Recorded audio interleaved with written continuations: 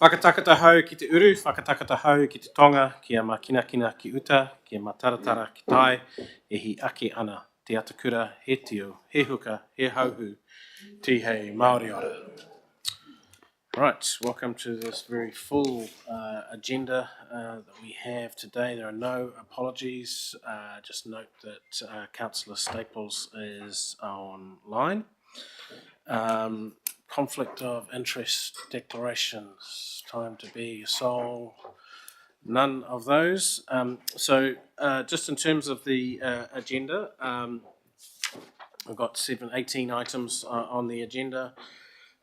Today, what I propose to do, given that we have people who have a particular interest in two of the papers that we have, living wage accreditation and council response to Porirua Citizens Assembly recommendations, those papers are papers 9 and 10, and I propose to move those up the agenda to items 6 and 7 so that people don't have to wait around to hear the deliberations on those papers. But most immediately, we have public participation. Archdeacon Reverend Stephen King talking to the living wage movement. We're in your hands.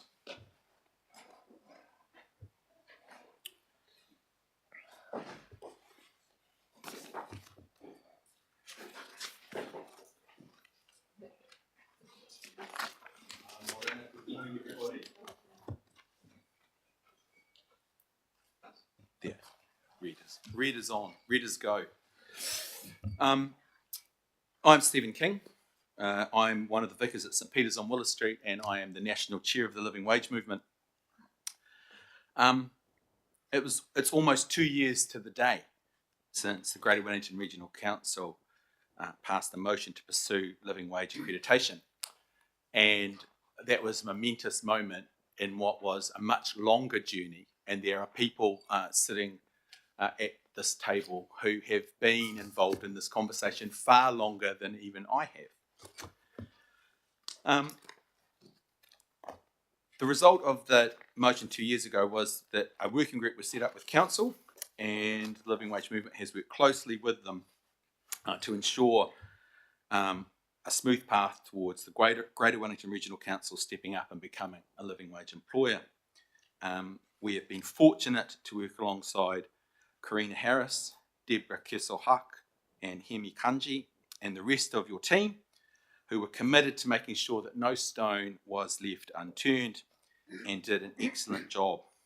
They have showed a strong commitment both to the motion passed at council and to the principle of the living wage, which is dignity for all those in the Greater Wellington Regional Council's procurement lines. As we said in that 2023 meeting, Greater Wellington Regional Council must ensure that no worker falls through the gaps and that every worker receives at least the living wage. And we believe that the process to date has achieved that and more. The paper before you recommends that councillors adopt accreditation, and we strongly urge you to do so. This proposal was not perfect. It was a negotiation. The timelines for rail operators, security guards and cleaners have been pushed further out. However, we believe that nonetheless this still represents a significant step forward for the Greater Wellington Regional Council, and it ensures that there is a long-term plan for all workers at the council to live with dignity and be valued for the contribution they make to council operations. And we also think that it contains, it's realistic in its expectation around council's financial capabilities at this time. On behalf of the Living Wage Movement, we implore you to vote on option 1 and make the Greater Wellington Regional Council an accredited living wage employer, helping us to continue on our mission to eliminate in-work poverty in the region. Thank you very much, and thank you to your officials for the work that they have put into this. Yeah, thank you. Any questions from councillors? You've seen the paper. familiar with, more than familiar with the subject. So, any questions? Quentin. Thank you for coming in today, and thank you for negotiating and working with our officers in a constructive way to come up with the recommendations here. Do you see any room for sort of aspirational improvement or bringing forward of aspects as we work through the next few years? As I said in my prepared statement, this has been a negotiation, and we recognised as part of that negotiation that there are challenges in changing the conditions of workers covered by the existing contract, especially with Transdev. As I also said in my prepared statement, that the officials have been committed to the principles of the living wage movement, and we were in that negotiation. While we would have liked to have had something more than an aspirational commitment to improve the conditions in the existing contract, we recognise the challenges of that, and as part of that negotiation, you have the paper before you. Councillor Saw. Cool. Thank you for coming in today, and thank you for your continued advocacy on this issue. This is a momentous day. Just following on from Councillor Duthie's question, what would be your expectations of ourselves as this council, but also an incoming new council, to ensure that that uplift happens for other workers? You've got one councillor who will be here next term, guaranteed, but what would be your expectation of the new council to move this through? If you accept option one, the living wage, you've become a living wage accredited employer. And so that in and of itself places some obligations upon you as an employer, as we're talking specifically about your procurement processes. And so once you've signed that agreement, it's a compliance issue. If we are talking about the existing contract and at the moment what is an aspirational commitment to see what can be done to improve the conditions of existing workers under the existing contracts, the living wage movement will still be here to remind you that as an employer you will still have critical workers that are responsible for key parts of the infrastructure that you enable as the district council, who are not able to live full and effective lives under the conditions of the contract that you signed with your employer. So we weren't going to go away on that. We did recognise that that given that it was a negotiation, that was not something that the officials felt at the time that they were able to commit themselves to. 2030, whatever the date is, 31, is a long time away. It's a long time away if you're having to work 2 or 3 jobs. It's a long time away, given that butter costs $10 a block, and that, you know, mince is out of the range of working families. It's a long time away. That justice issue remains, and the living wage movement remains to advocate on behalf of those people. Okay, thanks, Stephen.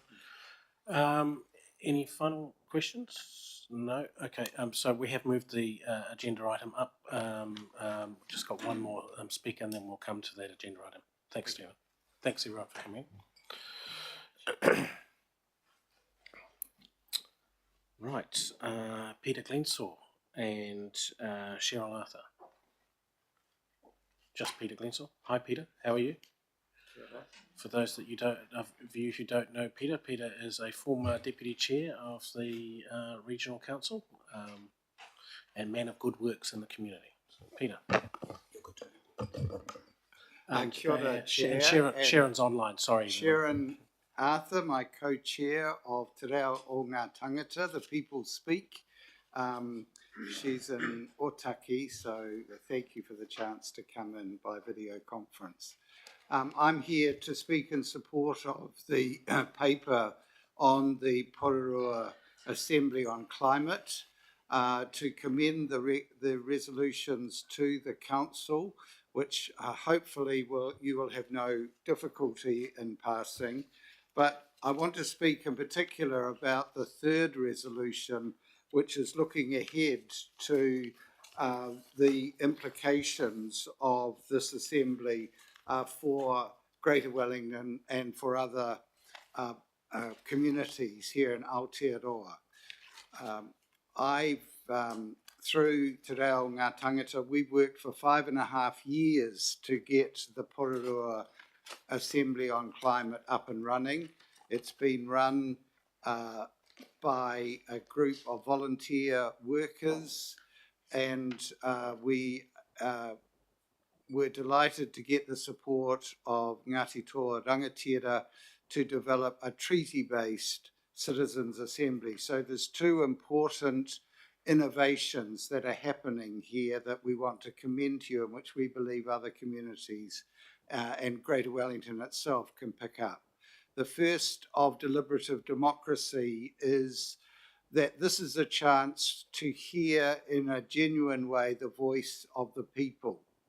I had nearly 20 years in your position of being an elected public official, trying to listen to my community, trying to lead my community. I believe that the use of citizens' assembly, randomly selected and sorted group of people who look like the community they come from, who are then given a question, are given information and a chance to deliberate on it, is a really important additional tool for democracy here in Aotearoa. But it must, in my view, be tied to Te Tiriti o Waitangi, and that's what we've done in Porirua with Ngāti Toa Rangatira convening a mana whenua assembly that met at the same time, considered the same question, heard from the same people, and towards the end of the assembly, the two groups came together and shared what they had proposed, and one set of recommendations has emerged from that, which are now before you for your response. So I believe that model of deliberation and treaty base is something that's well worth following. I'll pause because I've got a co-chair sitting there who may well want to say something within our 5 minutes. Kia ora. Sharon, anything you want to add? Kia ora. E ngā rangatira te rohi nei, tēnā koutou, e ngā tangata o te hāpori nei, tēnā koutou. Acknowledging the leaders of this area and the people from the community who are here. I support what Peter has said, especially the importance of the relationships that are already in existence or can be built on with mana whenua in the area and with community. And I think that the story of the Assembly is a story about relationships, and the Assembly offers a fabulous tool for the regional council to work as a leader or as an ally in that space. And I'm very excited to see what's going to come out of it, and excited to read the support and to see the support. Nice. Kia ora, Chair. So I commend to you particularly paragraph 31 and that sentence, Greater Wellington could consider setting up and running citizens' assemblies on targeted topics. However, citizens' assemblies that are initiated and run by mana whenua and citizens with council support rather than having council led are a more genuine citizens' assembly process. Kia ora. Thank you, Peter and Sharon. Any questions? Again, you've seen the paper, Councillor Duthie. Kia ora, Peter. Welcome. One of my constituents from Lower Hutt. Lovely to see you. One of the big issues facing the region over the next few years will be the question of local government amalgamation or restructuring and so on. Do you see potential for citizens' assembly participative conversation to help explore options that would work best for the future of the region? Absolutely. I think the beauty of citizens' assemblies is that they work both on straight up yes or no type questions like should we introduce water meters or some, fairly clear cut either you do or you don't do it, but also that one which our assembly was, which was a much more broad-based thing about how do we respond to the challenge of climate change. So how do we work more effectively as a region may well be a good topic for an assembly to work on. But the treaty base, I think, is important. It's more difficult to do it that way, I have to acknowledge, but in my view, essential for us in Aotearoa. Okay. If there are no further questions, thank you, Peter and Sharon. And again, we've moved the papers up, so hang around. Okay. Cheers. Can I move to item 4 on the agenda? Item 4 is confirmation of the public minutes of the council meeting on Thursday, the 26th of June 2025. Do I have a mover and a seconder? Councillor Nash and Councillor Saw. All those in favour, please say aye. Those opposed, no. Paper passed. And paper 5, confirmation of the public excluded minutes. Council meeting on Thursday, the 26th of June 2025. A mover, Councillor Leyburn, and seconder, Councillor Bassett. All those in favour, please say aye. Those opposed, no. Okay, both those papers are passed. So the next paper in that case is what was paper 9, now is paper 6, living wage accreditation approval for application and milestone plan. Morena. We're in your hands.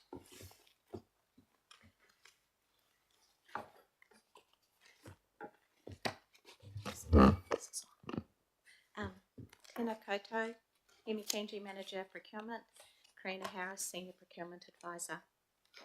There's been no changes to the report since it was written. I'd just like to take this opportunity to also thank Karina for the significant mahi that has gone into this paper and all the work that has happened behind the scenes to get us to this point. I'd like to also thank Living Wage Aotearoa to support on their support through this journey, as well as the Met Lincoln Environment teams. Karina and I will take this report as being read and open up to any questions. Okay, so before we do, we've got a mover in this paper in Councillor Saw and a seconder in Councillor Ponta. Questions? Councillor Duffy. Thank you. My first question is around in the table, attachment 1, there's 2 master service agreement or panel suppliers that have already moved to meet the criteria starting 1 September. Can you tell us a bit more about what are the nature of the workers there and how they were able to move to achieve that within immediately? Thank you. Yes, thank you. That is one supplier across both of those panels. They were able to move so quickly because the majority of their staff are already paid living wage, and that's in the realm of pest control. And so we worked with them to understand their trainees' pay rates and how we might be able to make that uplift, which was a relatively quick conversation. And to a secondary question on that, so to move those employees a bit of uplift, that involves extra cost to either us or the employer.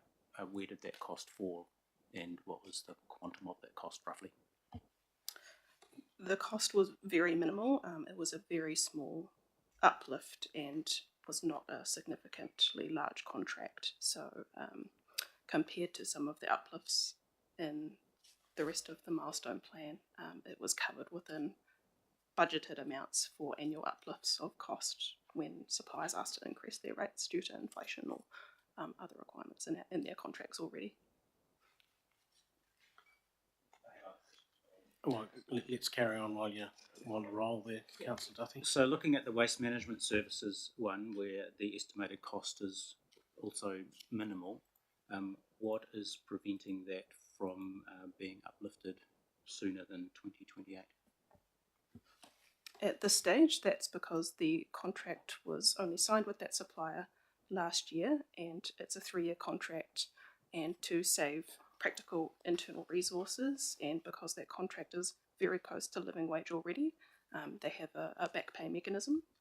We've decided it's much more practical to wait until that retendering to fully enforce that living wage uplift, but it doesn't significantly impact those workers, and it's again a very small contract. Is that similar for the bus and depot operation item, the fifth one in the table? Similar in terms of scale and timing? That's probably a different case. So that's a much more complex contract than the waste management contract, which is essentially around collecting our corporate office bins versus the running of that public transport system.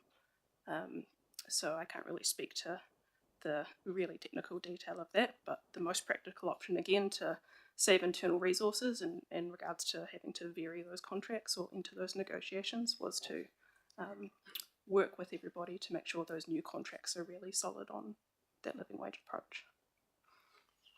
Okay, Councillor Saul. Cool.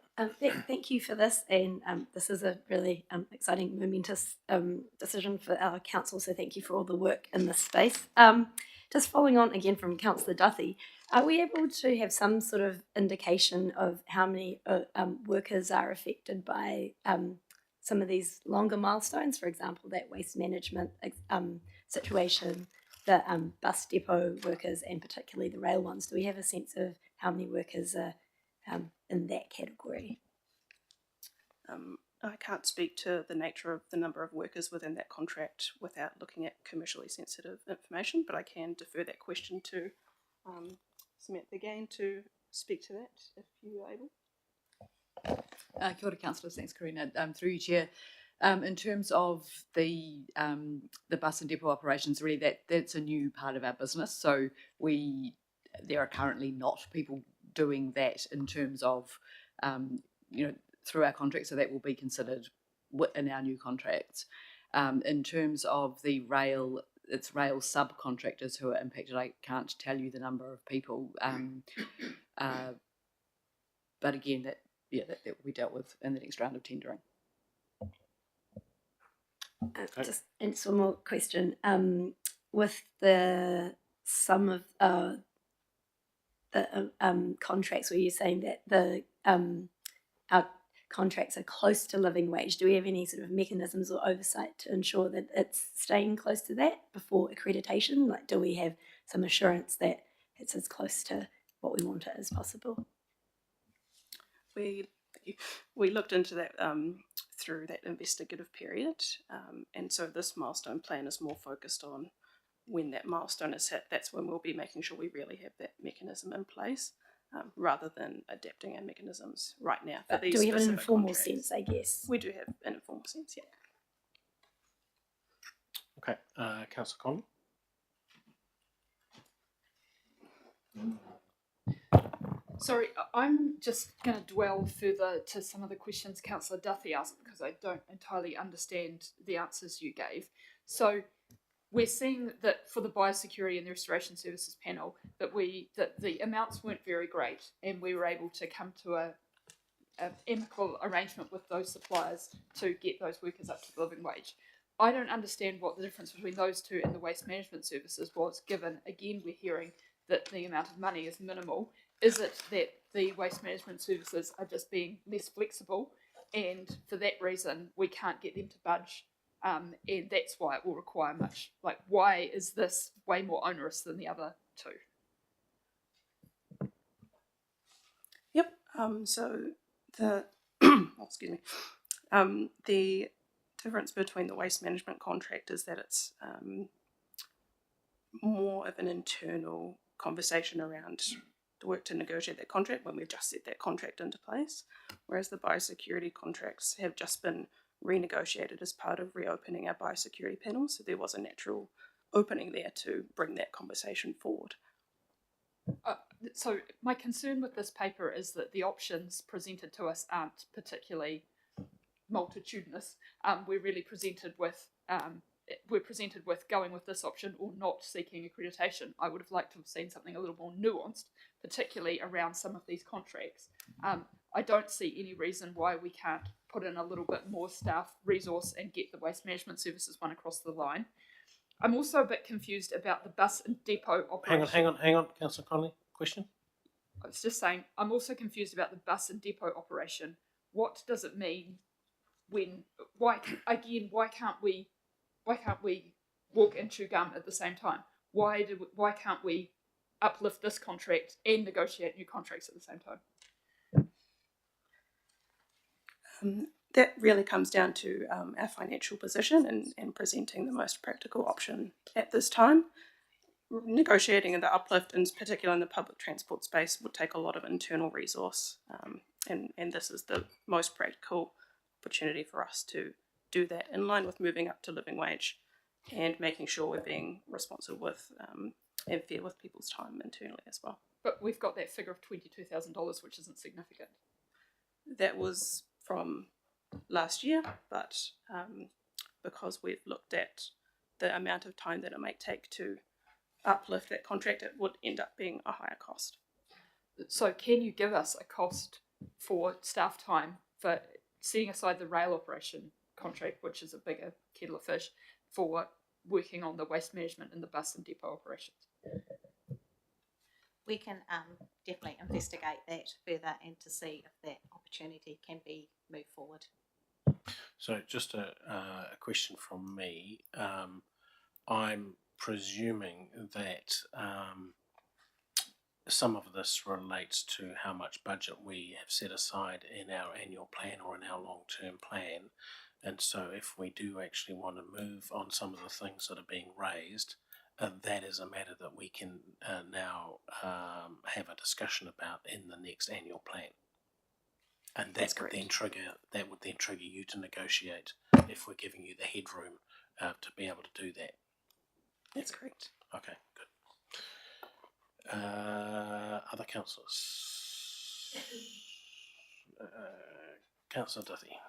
Yeah, so I was going to ask, similar to you, Chair, whether that's possible to look at that in the context of the next annual plan and potentially the long-term plan following that, and so foreshadowing that I have an additional recommendation. Okay, so can I suggest that you put that recommendation on the table and we maybe read that into the recommendations that we have. So we have 5 recommendations at the moment and you're proposing a 6th recommendation, yeah? We'll get it on the screen. Okay, so... But I've said that through. So you baked something earlier, Councillor Duthie, and it's going to be on the screen, yeah?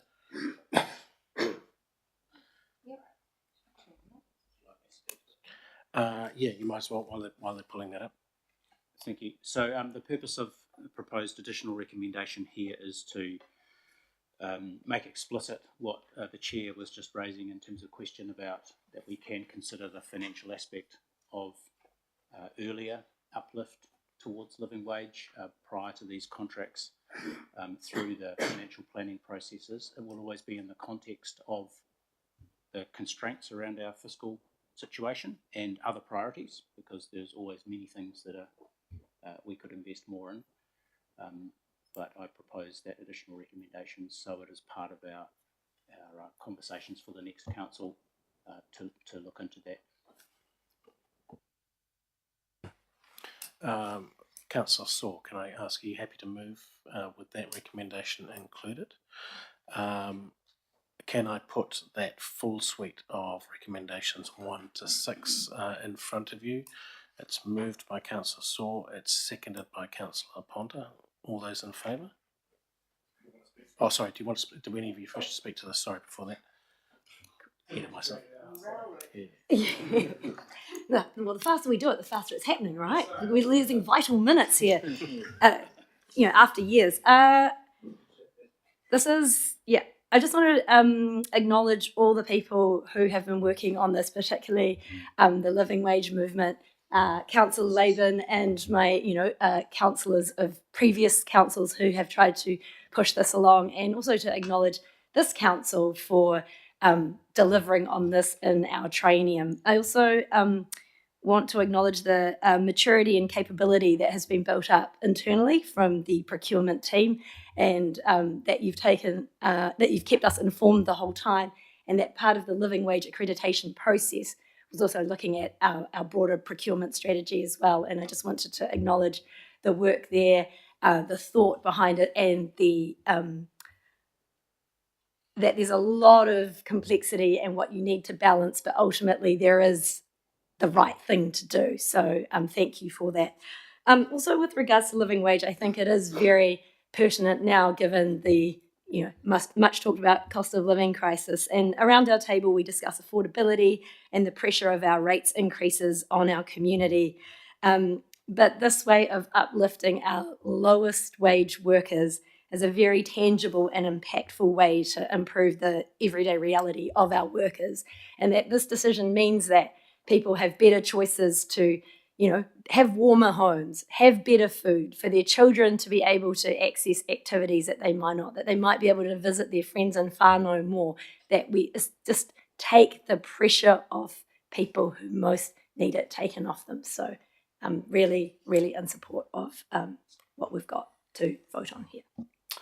Look, for my part, fully endorse this paper to you. As Councillor Saw has said, it's been a long journey, perhaps longer than it should have taken.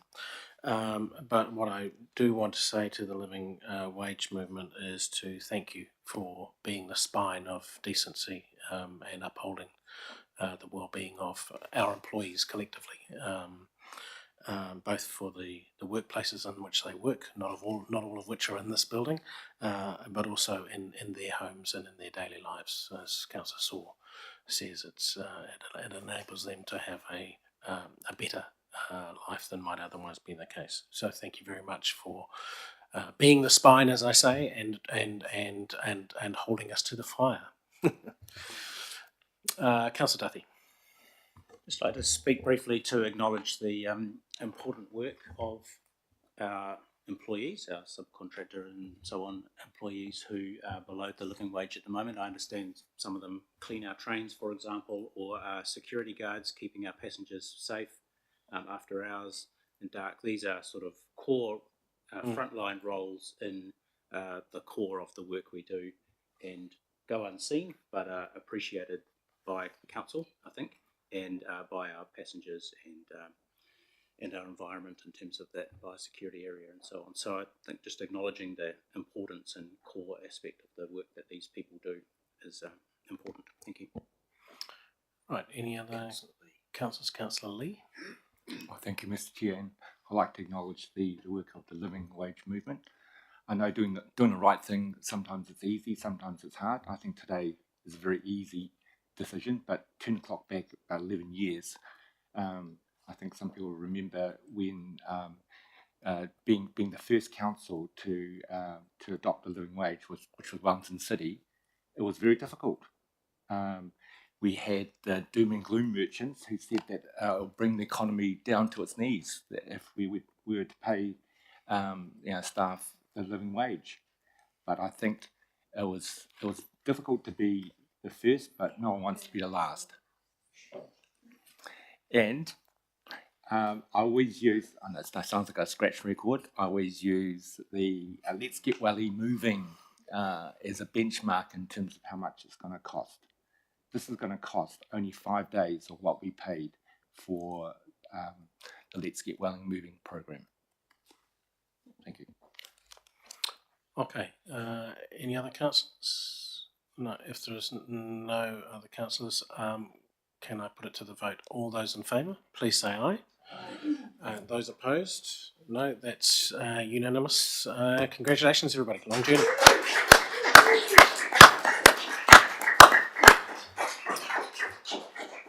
Right, thank you. Moving on to item 7, new item 7, which is old item 10.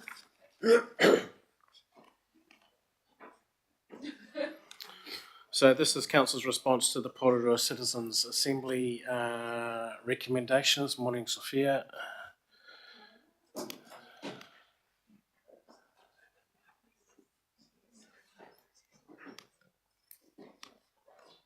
Right, take it away.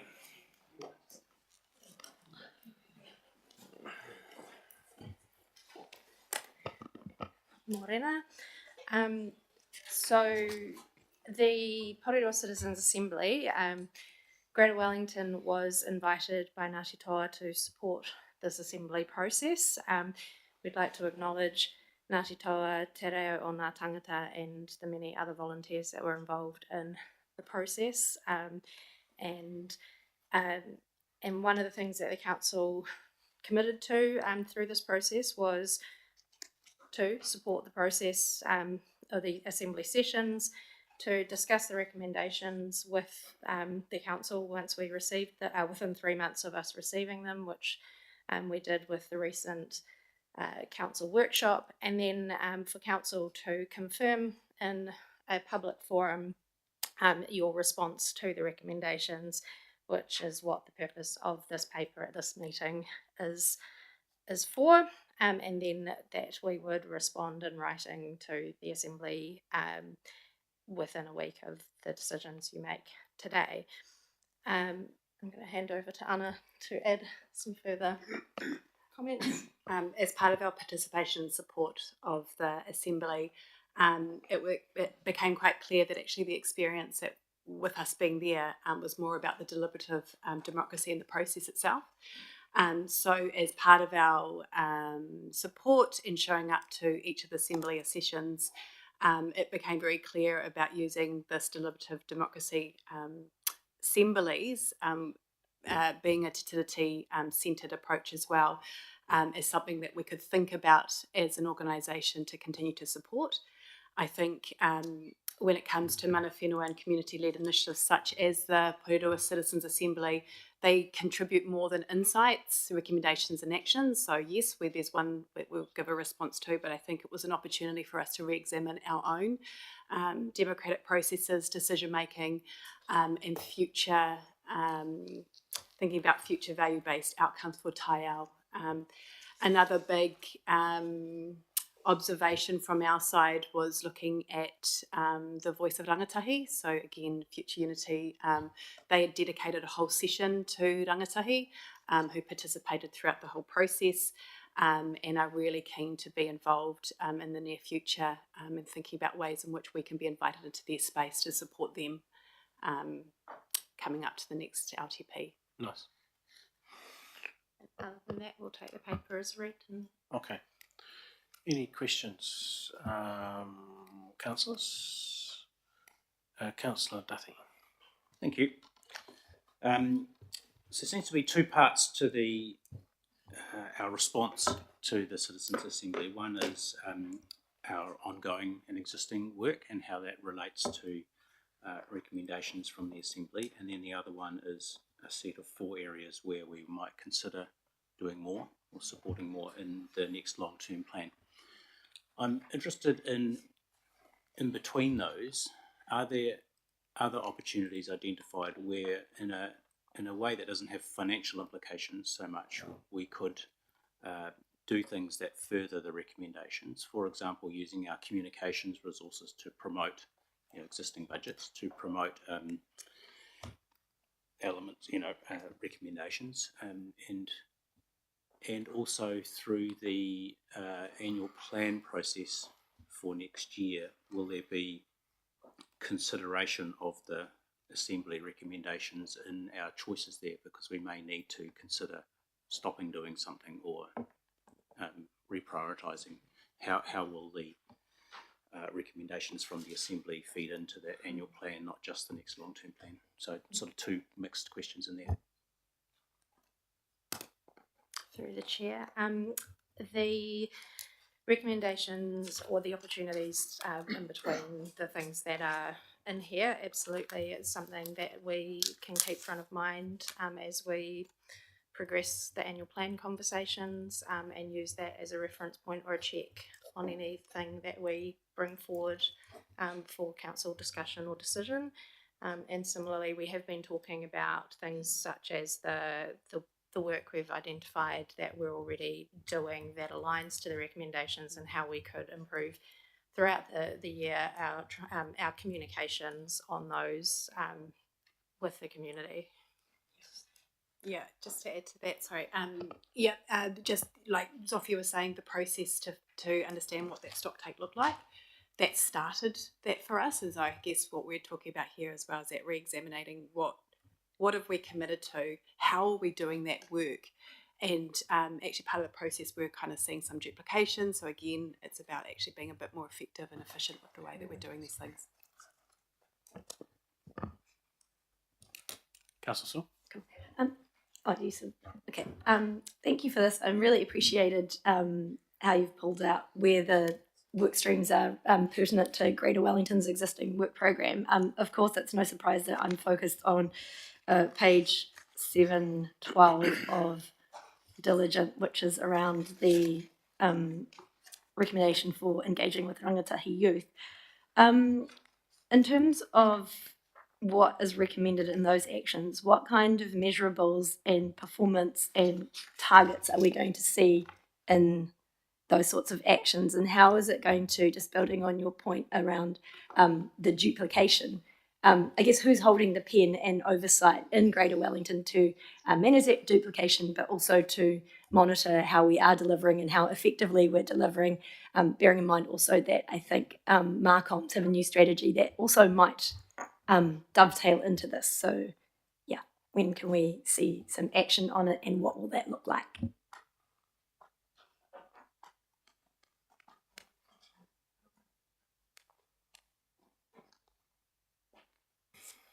We'll come back to you on that one. May I suggest maybe we could have a workshop item on this for the, that comes along with the annual plan and with all the other consultation that we have, and looking that you've got travel choice in there, things like moving march and some of the existing activities. It probably would be good to have a workshop item, and also just a question on how much some of this work will be depending on Enviro Schools and our program here. How dependent is some of the delivery and engagement requiring them? Is it work dependent on them?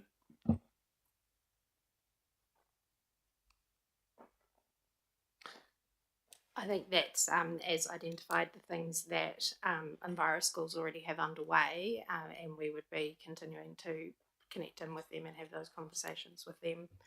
But again, we can bring that back through. One thing I could add to that is that currently we have an Enviro Schools program, and we have the Travel Choice team developing a web platform called Kuraketi, which is about their engagement with schools. And we are currently looking at the opportunity to sort of merge those two things together, and how do we get a more cohesive GW engagement platform with schools, covering all of the different aspects that GW actually does. And potentially the Kuraketi platform is the opportunity to do that and bring it all together. So that's something we're actively looking at and working up. I think some of the answers to the questions you're raising, Councillor Saw, should the council adopt the recommendations as they are, there's a work program that we have, Poterosi Council has, Ngāti Toa has, and we need to integrate all those work streams to fulfil the recommendations. None of them sit exclusively necessarily with one party, which is one of the beauties of the process that's been undertaken. And we've got a number of choices. One is to reprioritise existing work programs or realign them, and Luke's just mentioned one of those things. The other is actually if the council wanted to invest more into certain activities into the future, either in partnership or by ourselves, where we have a bit more direct control. And so there's a little bit to do to actually shape how all parties implement those recommendations. But the key thing here is if the council chose to adopt the recommendations as they are, that gives us the platform and the mandate to go and do that work, to come back to you with more coherent answers when they're formed. Councillor Ropata. Kia ora, thank you for this. My question really relates to alignments of work programs. I'm really interested to hear from you whether or not this could align to the Mataroa Maui Māori Regional Economic Development Plan, and the spaces that creates for better procurement across our region. I think that's the work. So once we agree on how we respond to these recommendations, and the work of us is to be able to understand how it aligns to those programs, especially with Te Mataroa Maui, so considering some of those projects over the next 2 years. So seeing where there's alignment. There's also alignment with Muri Tūhono, so Muri Tūhono Kaipupuri, taonga ki te ao whānui, the frameworks, the implementation across the region. There's some alignment there that can be had as well, but that's the work we'll have to do. Yeah. Okay. Further question? No. Any other questions from councillors? No. Okay. Do I have a mover and a seconder? Councillor Ropata and Councillor Duthie. Do either of you wish to speak to the paper? Just to say again, thank you for the mahi, and it's fantastic that actually we let citizens and mana whenua lead this, and that you didn't push yourself in front of everything, and I really appreciate that, and I know the community does, so kia ora. Councillor Duthie, nothing to add. Any other councillors? Look, for my part, I think myself, Councillor Ropata, not sure if you were there, Councillor Kupanen, but I attended several of the events that were organised under the aegis of the Citizens Assembly, and very humbling experience to see the energy, the enthusiasm and the thought that people had given to their local communities and what they wanted to see progressed and prosecuted in their name. Some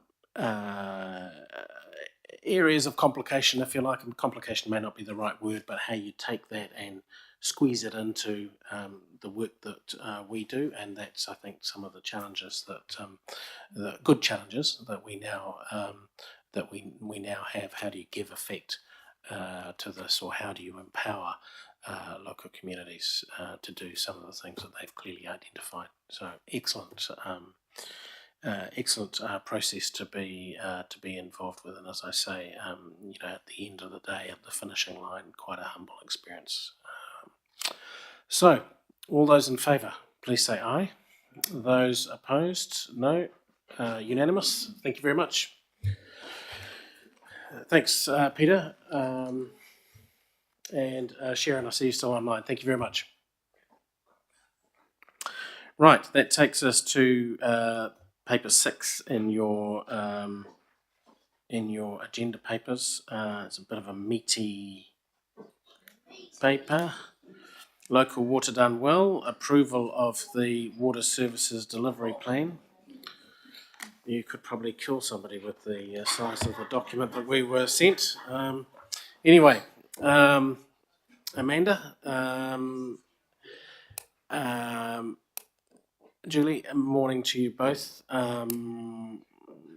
Just to, if you're not already aware, alert you to the fact that you're seeing Amanda in this seat because she is making a transition. So you can mention that further or do it over morning tea, Amanda, if you haven't already. Otherwise, we're in your hands. Kia ora koutou, councillors. Thank you, Chair. Yes, Amanda needs no introduction, but in this case, our new Program Director for Local Water done well for the next 18 months or so as we continue the journey. So this morning I'm very pleased to be able to present to you the light reading that you had there, 313 pages, not all of it the Water Services Delivery Plan, but a good chunk of it. And that is our Water Services Delivery Plan for the 5 councils of Metropolitan Wellington, Lower Hutt, Upper Hutt, Wellington City, Porirua and Greater Wellington. This represents over 18 months of work for officers and advisors, chief executives, elected members, and a range of council staff. And before that, even, there's been work going on in previous water reform regimes, all of which is trying to get the best outcomes for our community. in the context of significant challenges for the Metro Wellington water services. Your 26th of June decision to join the multi-council owned entity, as well as today's significant decision to adopt the Water Services Delivery Plan, and further decisions that will be taken by the new council in terms of transferring assets to the new Metro Water entity, collectively represent a historic shift to the future of water for Greater Wellington. Our empowering legislation dates back more than 50 years to 1972, and our first pipe water flowed from Wainui to Wellington back in 1884. You may not recall, but I have it on good authority that was the case. So I'm really pleased today, after all of that, to confirm that the Water Services Delivery Plan has already been signed off by Hutt City Council, Upper Hutt Council, Porirua City Councils, and today it's due to be approved by ourselves and also Wellington City Council. On the basis that we assume we get your approval today, then we expect the Water Services Delivery Plan to be lodged with the Secretary of Internal Affairs next Friday, the 29th of August, ahead of the 3rd of September deadline. That's a pretty awesome achievement, and following hot on the heels is that we expect to incorporate the new Metro Water entity on the 1st of October, and all going to plan, it will start operating from 1 July 2026. And so the focus for us is firmly now focused on the establishment activities, and much of your 313 pages of your pack in here has been dedicated to that. And Amanda will talk a bit about some of those papers that are in your pack as well. Thanks, Julie, and it's great to be sitting here in this new role. So to make a few comments on the pack that you have here today. So we continue to be closely engaged with the development of the foundation documents. There is quite a lot more to do, but we are confident that the result will deliver strongly to Council's desired outcomes. You'll note that the advisory oversight group is to be dissolved before the local government elections and will be replaced by a partners committee. The program team is seeking advice as to whether this is to be constituted as a formal joint committee, as it will have significant decision-making responsibilities. You'll note in paragraph 16 that the advisory oversight group has asked for a range of alternative voting models be explored, in addition to the one partner, one vote model or arrangement. This has arisen through the Wellington City Council concern that under the current arrangement, they don't have the representation on the committee that reflects their over 200,000 population and 45% of the water entity's assets. So the AOG will be working through options, noting that representation must also be given to mana whenua, and that they need to ensure that no single council could exercise control over partnership committee decisions. There is broad agreement that this issue will be worked through over the next few months. The Commerce Commission intends to take a risk-based approach to its regulatory oversight role. We understand that Metro Water will service the largest population outside of Auckland of about 432,000 people.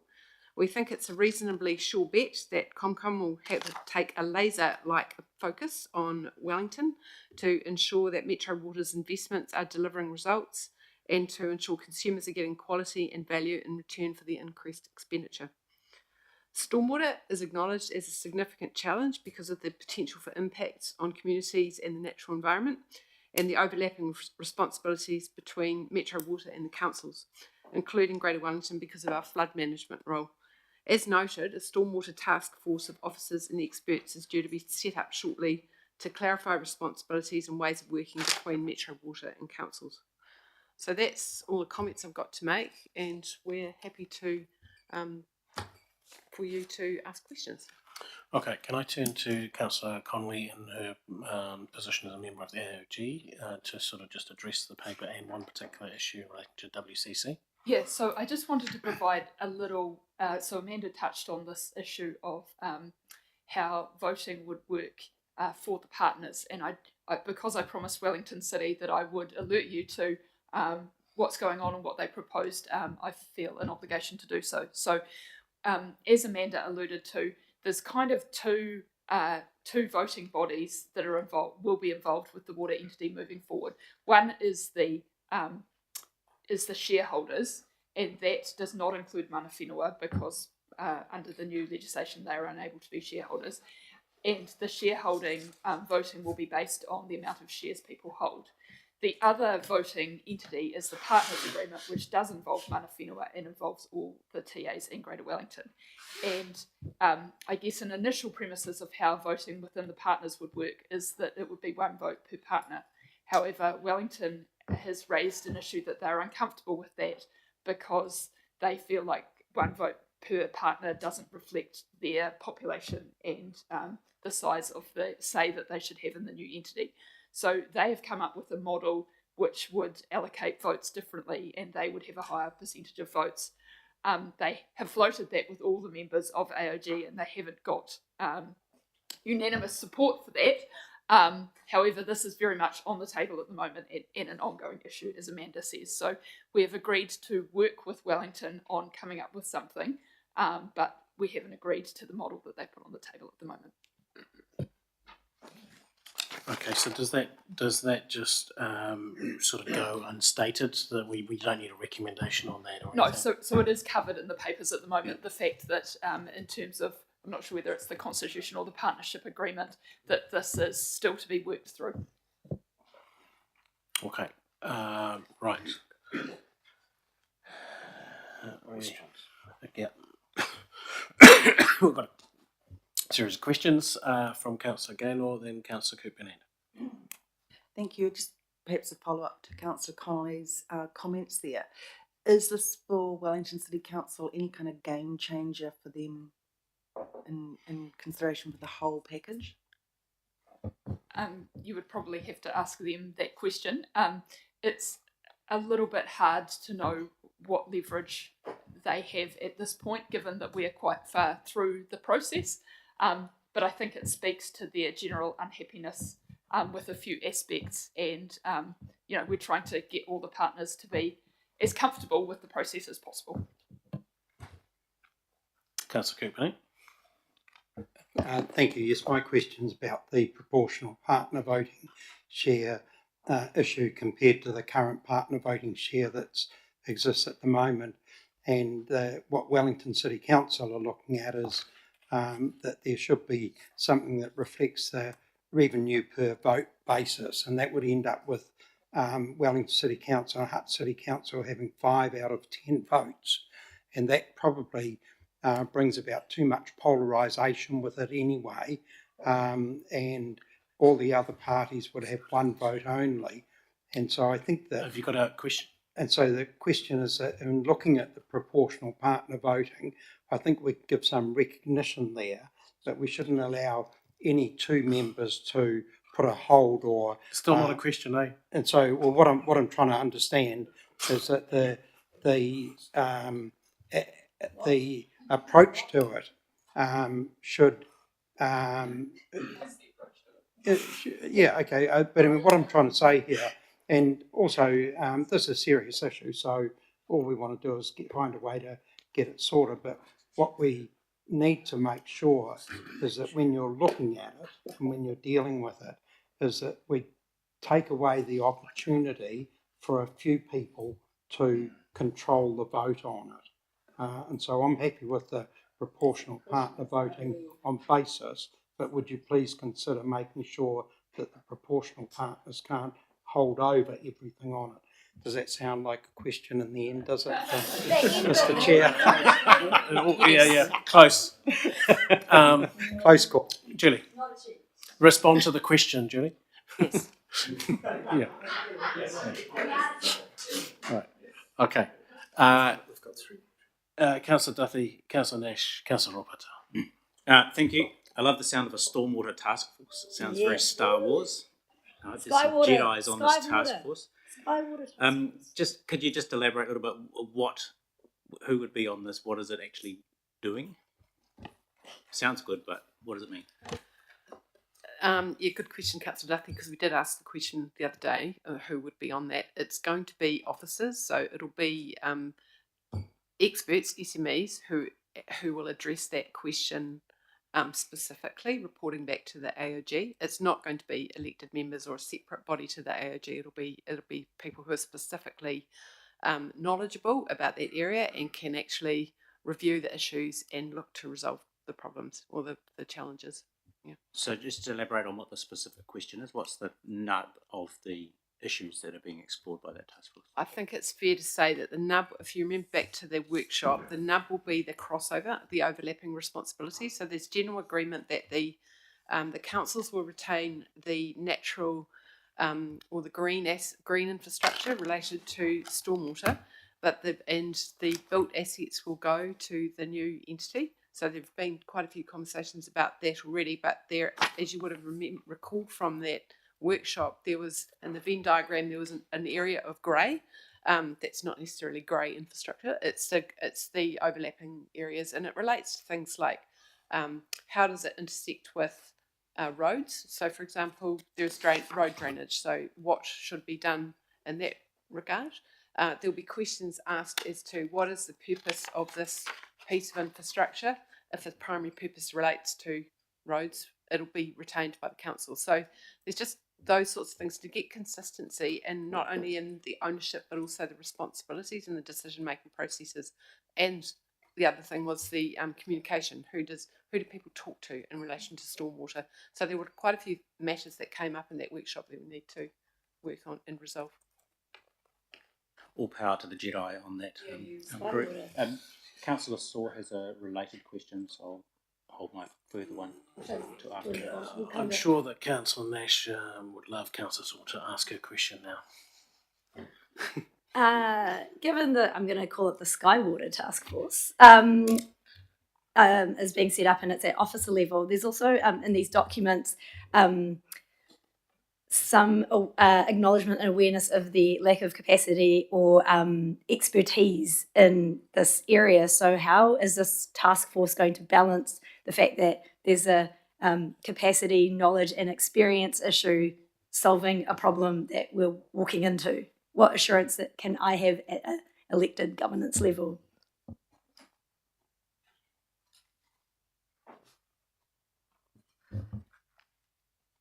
I think that we, like we have done through this process, we have had to supplement our own council expertise, so that whether that's be our council with other council expertise, and being supported by other independent consultants and experts as we need it, where we do find that there are gaps. I think so much in this sort of area.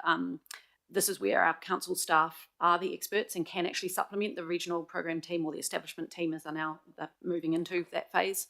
That's where we will really be supplementing that capability and capacity through leaning in. And that will be drawing from all member organisations. Yep, that's right.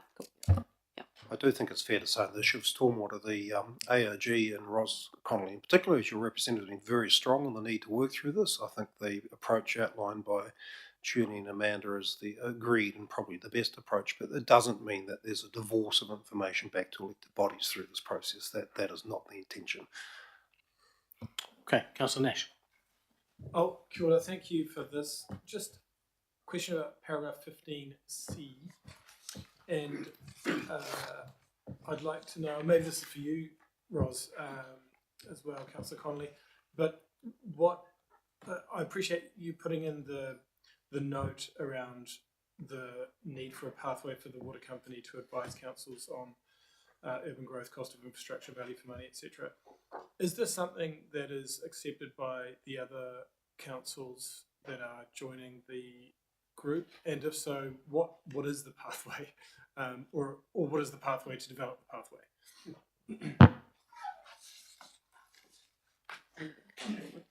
I don't think we've got a clearly defined pathway yet, but that's the pathway will be through, excuse me, the drafting of these foundation documents into the real deal. Some of it will also come through the development of the water services strategy, and so our influence through the partnership committee in terms of what that water services strategy looks like, because that is where where things get real in terms of how they're going to actually give effect to that. I could just add a further point to that. As Julie said, I think this is something that is still a work in progress, and I think the AOG and also the officers group is coming round to the fact that we haven't grappled this as fully as we should. I also wanted to to mention, without telling tales, that we did the interviews for the directors of the new water entity last week, and this issue, the issue of urban growth and how to manage the capacity, was something that was raised by a number of would-be directors. So it's clearly Not surprised. it's on the radar, both at that director level, and we're trying to get a bit more the AOG and the officers to grip it up a bit more. But I do think there's more work to be done. Councillor Ropata, then Councillor Duffy, then Councillor Ponta. Oh, Councillor Connolly. Still, okay, cogitating. Councillor Duffy. Thank you. The investment program in the Water Services Delivery Plan has sort of the environmental regulation as one of its key things it's trying to meet over time. My question is, does that the expected regulation, does that factor in Plan Change 1 to the Natural Resources Plan, which is currently in play? So are the requirements of that proposed plan change what the investment plan is working towards? And if they are, what happens if that plan change is derailed? What would happen to the investment program? How would it change? So, as you may recall from the workshop that we did on this, we talked at length about the investment program. The investment program in the Water Services Plan represents a point in time. So, based on current state, what we know in terms of environmental regulation and all the settings that are in place at the moment, this is our best guess on what we need to do. And it's acknowledging there that there may be future things that are either in play now or may come up later that then shift that. The Water Services Plan, because it's a point in time document for the DIA, it has no standing beyond that in terms of what it gets replaced by later is the water services strategy and the actual operational documentation that Metro Water will need to produce. And that's where they will be able to look at things and say, okay, we've got this as a starter for 10 in terms of the investment program of what we have all collectively think is necessary. They will then need to review and adjust that according to how their context has changed, how the regulatory context has changed. So we've been developing that investment program over the last 6 months. So the last 6 months is the context which it was developed in. And for most of the investment program, particularly the really significant ones, they've done their best attempt to anticipate what they know is likely to be in terms of future environmental regulatory constraints or limits where that's knowable or foreseeable. Okay. Councillor Ropata. Congratulations on the speed of response for the mahi. I think it's amazing what we've achieved.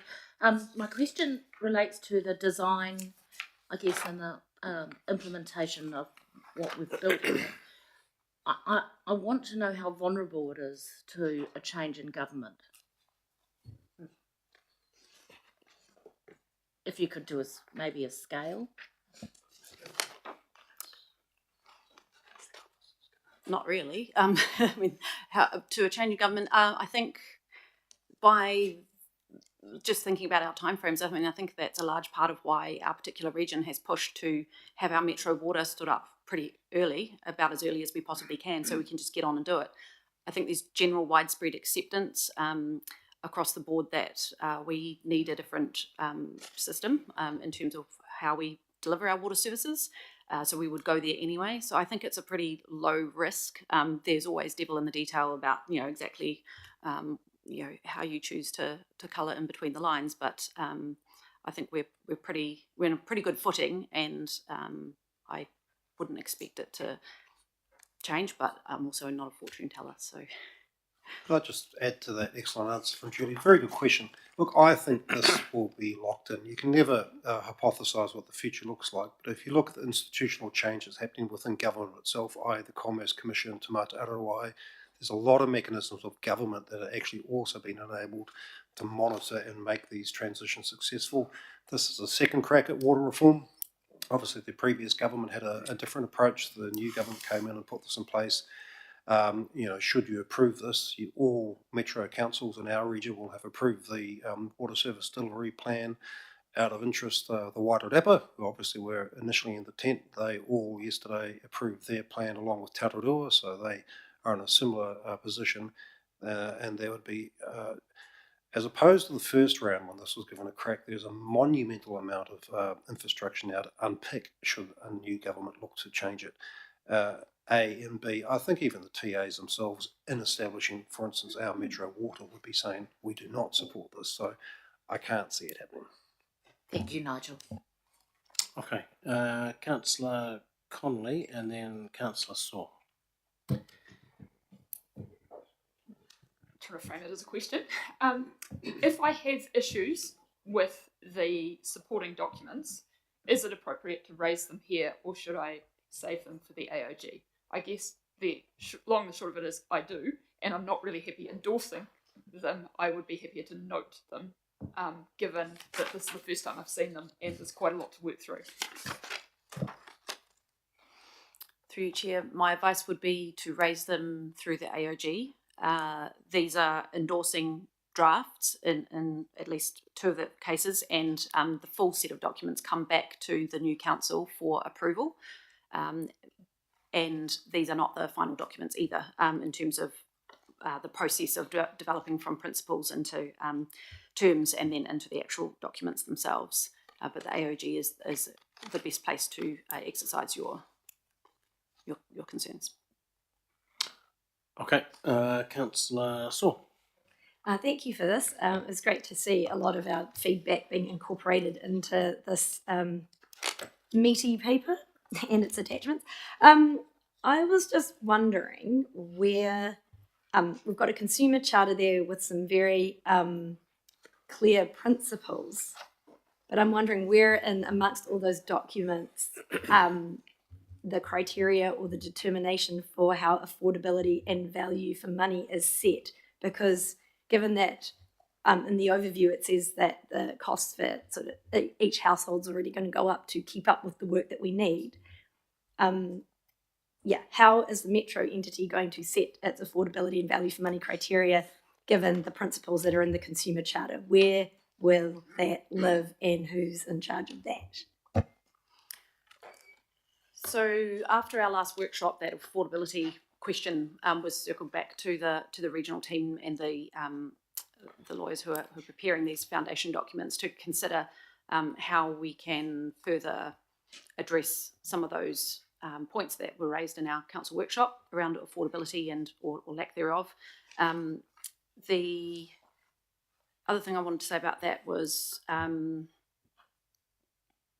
in terms of who does that. I mean, Metro Water will essentially be the ones responsible for setting their pricing, and that will be overseen by Commerce Commission and through the regulatory. So how they will do that will be up to them to determine, but guided by the partnership, the partners in terms of what our expectations are.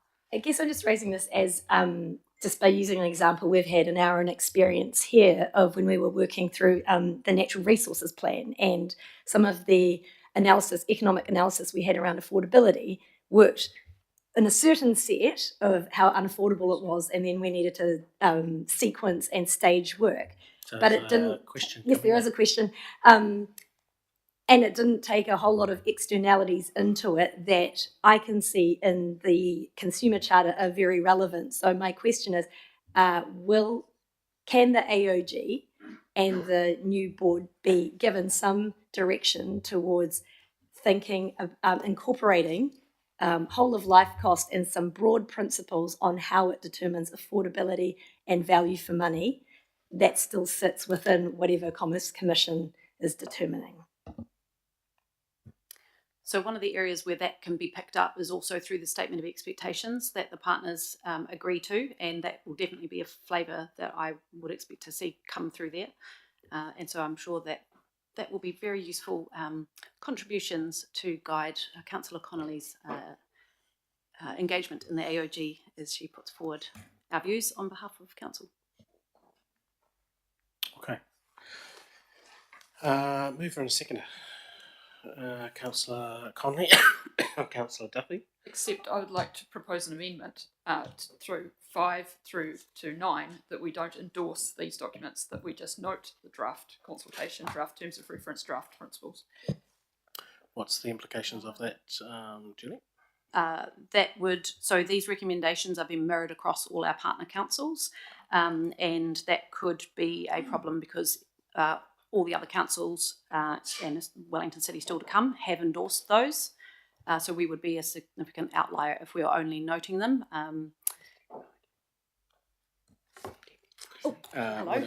And there may be some legal considerations. Would you like to comment, Deb? Oh, hello, Deb. How are you? Kia ora. Just popped out of the woodwork, didn't you? It would be difficult to change the amendment, the recommendations at this stage, but you could internally adjust them so that they note that they are the current state and that there is still work to do on the documents. I just feel it's really unfair that we're presented with, the AOG hasn't been across these, and we're presented with them for the first time, and I have things I would like to change, and I've been directed to bring them to the AOG at a future date. So how about I don't know what Deb's recommendation looks like in practice in terms of wording. Yeah. So how about a recommendation 8A or whatever that notes that while we're endorsing these, there's further work still to be undertaken, something like that. Yeah, does that work? Yeah. So the recommendations stand as they are, but we note that there's sort of really still work in progress. Which recommendation 4 does cover that, potentially, represent the collective direction to date, but will be continued to... They don't. We haven't had these before the AOG. They haven't been before the AOG. They do not represent the collective direction of the AOG. Though they have been, excuse me, workshopped at each council over the past couple of months. So I guess that's where we've pushed for them to be engaged at the council, in the but council there's things rooms. like affordability, things like an independent complaints authority, some kind of complaints mechanism got in there, but the fact that it's independent didn't. Working with budget services, there are a lot of things that we have raised that have not been reflected in these documents. So it does say in recommendation that the draft constitution will be approved by the AOG and then finalised for ratification, which is what Julie said earlier. So I mean, it gives me a sense that they're on a pathway, but we're not right at the end of the pathway yet. So long as it's crystal clear that that there are still a multitude of issues with these that we need to resolve. So I don't really understand what we're endorsing if we're endorsing something that we don't believe represents our current thinking. I think we're endorsing these things because at a management level, they want some certainty that we're all sort of generally aligned, even though there may be differences still to be reconciled. And also because in terms of the timeline, that this particular council won't see these again. The next time you actually see them after they've gone through the AOG will be the new council's decision to adopt the actual finals. So this is also giving you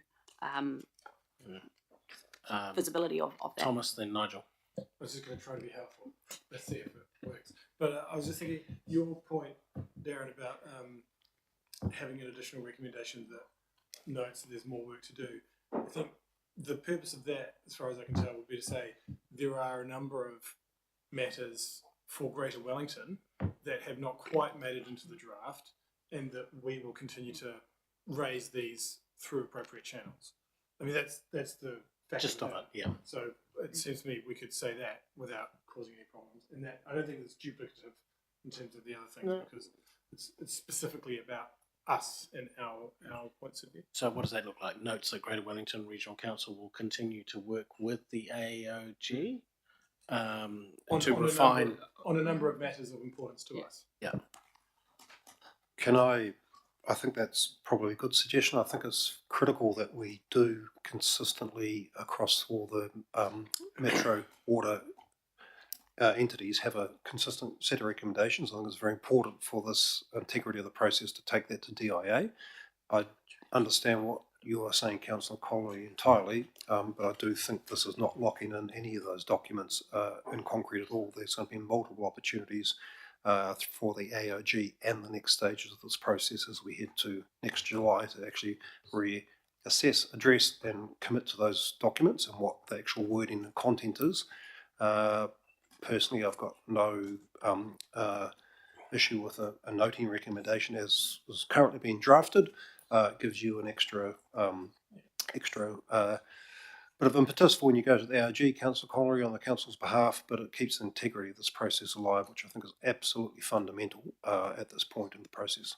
Could under 6 and 7 you just add in the words draft, 7 and 8 ahead of the principles? Because that doesn't say that at the moment. We've got a suggestion. Share we got it up.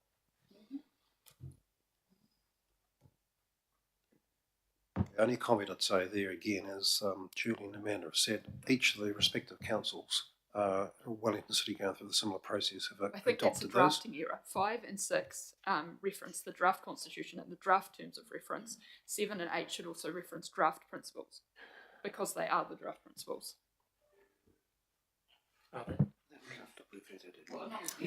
So we've there's a new recommendation 9 on the screen. Note that the AOG will consider the draft documents. It doesn't. That's not really the point. The point is more about recognising Greater Wellington specific points that we want to continue to advocate to the AOG about. I mean, that's just a fact that the AOG will consider them. That's obvious. That's noted above as well. So that is actually Jupiter. But the point of the recommendation we've been discussing is to note Greater Wellington. So note that Greater Wellington will continue to what? Refine? Well, I think in relation to 5 and 6, 6 and 7, it doesn't currently say draft. It is talking about the fact that they need to come back to a new entity or new councils. So when I read that, it may not have the word draft in there, but it's certainly given me clear direction that they will be further considered through the process, and new councils will need to adopt/endorse those. So I do think while it might not say draft for all of them, I think the intent of each of those recommendations is similar in that there's work to be done. I think we can cover off some of the issues with a suggestion like it's being drafted and Thomas has referenced that does give Greater Wellington's issues the opportunity raised via Councillor Connolly at the AOG. And I do believe, looking at all those recommendations, that they're not locking us into anything at this point in time that you can't have confidence can be discussed further. If they are the draft principles, why not say that? There was, I understand that for 7 and 8, it was a deliberate not use of the word draft because they are principles that then get fed into what gets developed into the draft terms, and the draft terms are then what the lawyers take to actually do the drafting of the legal documentation. So it is deliberate not to call them draft there, though I note that in the papers they are all marked draft. And the other principles right at the beginning that then inform how you do your drafting. So would it be any skin off the team's nose if 7 and 8 they were just referred to as endorses the draft principles? I don't know in terms of the implications of that. Potentially not. Would that be the easier way through this? That would certainly give me comfort that that it reflects the fact that there is further work to be done. Look, I suggest that we take that course of action. Given that they are referred to as drafts in the rest of the paper, I'm having difficulty understanding why, and they've got to come back to the AOG. I can't see that it makes any material difference. Yeah, that's fine. Okay, so I sent an email to you, Elizabeth. Okay. I sent an email to you with some words. Right. So we've got two options here. One, I think we can do and. Yeah. You want to do and? We can Okay. insert the draft into 7 and 8 and provide a further noting recommendation that Greater Wellington still has some issues that we would like to see progress through the AOG. Okay. Can I just quickly check the advice from Deb, which has just gone to you, Julie? I've got no issue with what's been discussed, but what I do not want to happen, that any alterations to the recommendations that have been otherwise consistently applied might cause a problem going into the future for the next stages of this inadvertently, because I think in general we are all supportive of the direction of travel with the WSDP, but we don't want to actually cause something that could cause a challenge. So can I just check that, please? Without the benefit of consulting with all of our partner councils, so the advice from a legal point of view is that it should be fine. There shouldn't be an issue with that. These papers are all marked as draft. You are only endorsing their current state, which will be either principles or the draft documents themselves or draft terms, depending on which document you're referring to. And in preparing those recommendations, the intent was to give because the AOG have now been given decision-making rights to, in some cases, finalise some of these documents because of the council elections. The idea of having the opportunity for each council to then endorse those gives that AOG the comfort that actually they've got the broad support of the council that they're representing. So that was also part of the intent of having these in particular here, and why they're endorsing, not noting, to give that sense of confidence that, as Councillor Connolly goes to the AOG, that at least she has the support of the councils in that we are supportive to a point, but continuing to influence what the actual content of those are. Okay. In that case, with those recommendations coming up onto the screen, we've got in 7 and 8 the words draft now appear in front of the words principles, and note that a number of matters of importance for Greater Wellington require further work, etc. All those in favour of that full suite of recommendations? Do you want to speak to this paper? Yes, I would actually just like to say that, sorry, this conversation kind of derailed what I wanted to say, which is actually looking back at the water service delivery plan with a bit of fresh eyes as I read the paper today. I thought it was excellent, and I'd just like to endorse the feeling of other people around the table that it is a really well thought through document and expresses where we're at. And some of the issues, particularly around affordability and consumers, do need more work. I don't think anyone is comfortable with where the final billing situation is looking like it's landing. But to a certain extent, there was a methodology that was laid down by DIA, and we followed that methodology, and this is the result. And so we need to work with central government and the new directors that we've just appointed and the regulators to find something that's actually workable for our consumers, and that will be the next step in the process. So thank you guys for the work you've done, and it's remarkable that we've got to this point. Councillor Duthie, then Councillor Nash. Thank you. I also want to return to the substance of the water services delivery plan, a couple of comments. I'm very pleased with the contents of it in terms of the bulk water side of things that Greater Wellington is responsible for. I do think it is still undercooked, perhaps undertreated in terms of wastewater. The sheer scale of work required to undesign the fact that we have designed wastewater networks to regularly overflow into rivers and streams is major, and I don't think it is adequately grasped with in this water services delivery plan. So I'm hoping when it comes to a strategy prepared by the new entity that will be furthered. And just as an example, the Black Creek in Wainuiomata overflowed with wastewater 52 times in the 3 months of May, June and July. That's 90 days. There were 52 raw sewage overflows into that stream which flows into the Wainuiomata River. It has been designed to do that, and every time it rains it does that. And we have to undesign that over the next few decades, and Greater Wellington's main regulatory means of making that happen is proposed Plan Change 1 to the Natural Resources Plan. And if we lose that plan change, then the entity will be able to continue that sort of, will not have to do that upgrading. So there is a massive challenge there, and that's just one creek in Hutt City.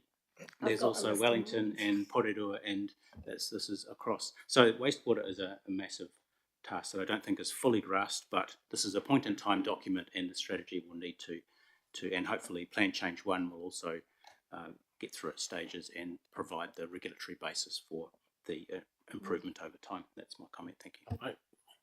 Councillor Nash. Thanks. And yes, I think it's an impressive document, the plan. So good work, everybody. my one point is just I'm concerned about affordability, feasibility, value for money of water services delivery in the Wellington region in the future. I think you'd be crazy not to be. And I think the single biggest factor that will determine whether it is affordable and we can get value for money and whether it is feasible is the type of urban form that we decide to have in the region and the type of urban development. And I think the choices around that need to be very deliberate and they need to be very well informed by water services delivery. So I acknowledge the work that Councillor Connolly and others have done to get this into the documents so far. I think there's far more work that needs to be done on that front to have a sensible delivery plan and strategy, etc. So I just want to just encourage all of us to keep working on that. And it's encouraging to hear that it is being considered in the processes ahead, and the processes underway with government structures and so on. Thank you. Okay, Councillor Saul.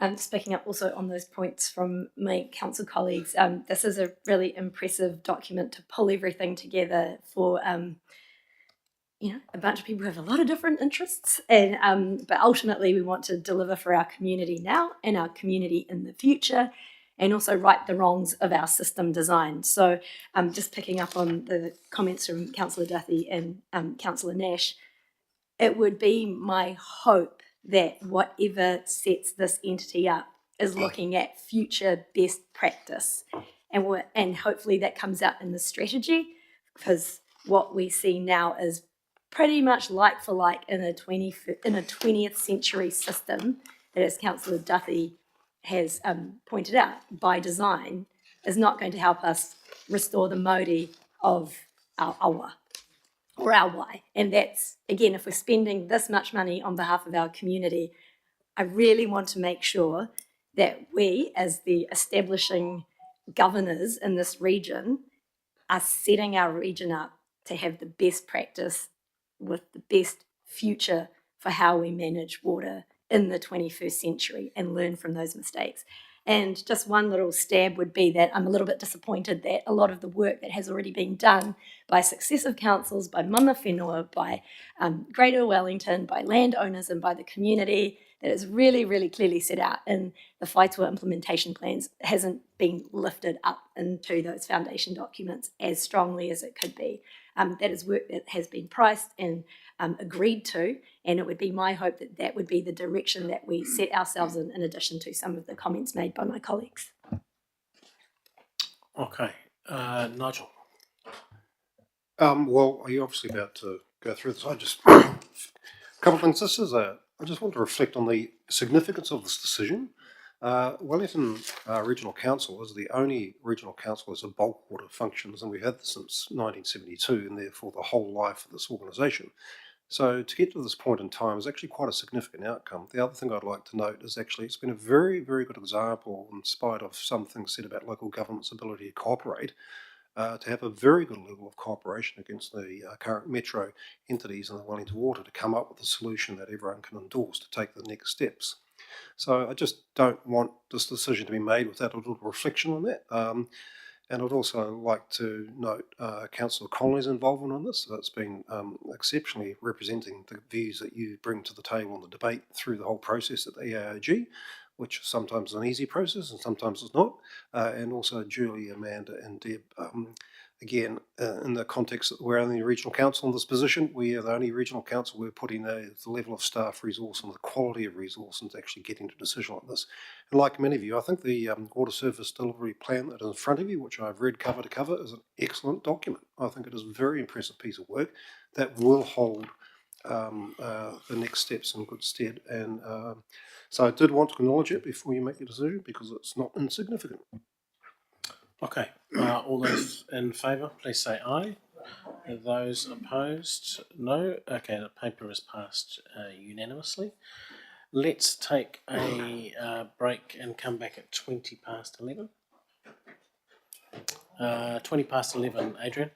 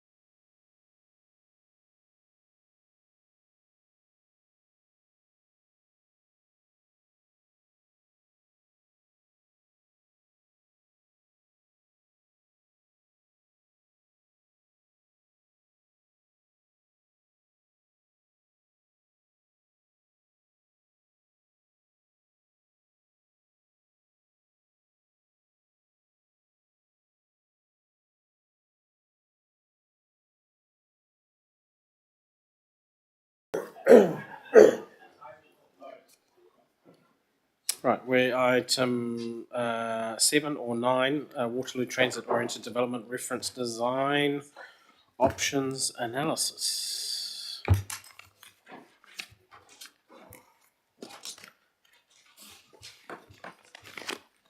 Right. In your hands, Emmett. You just carry on.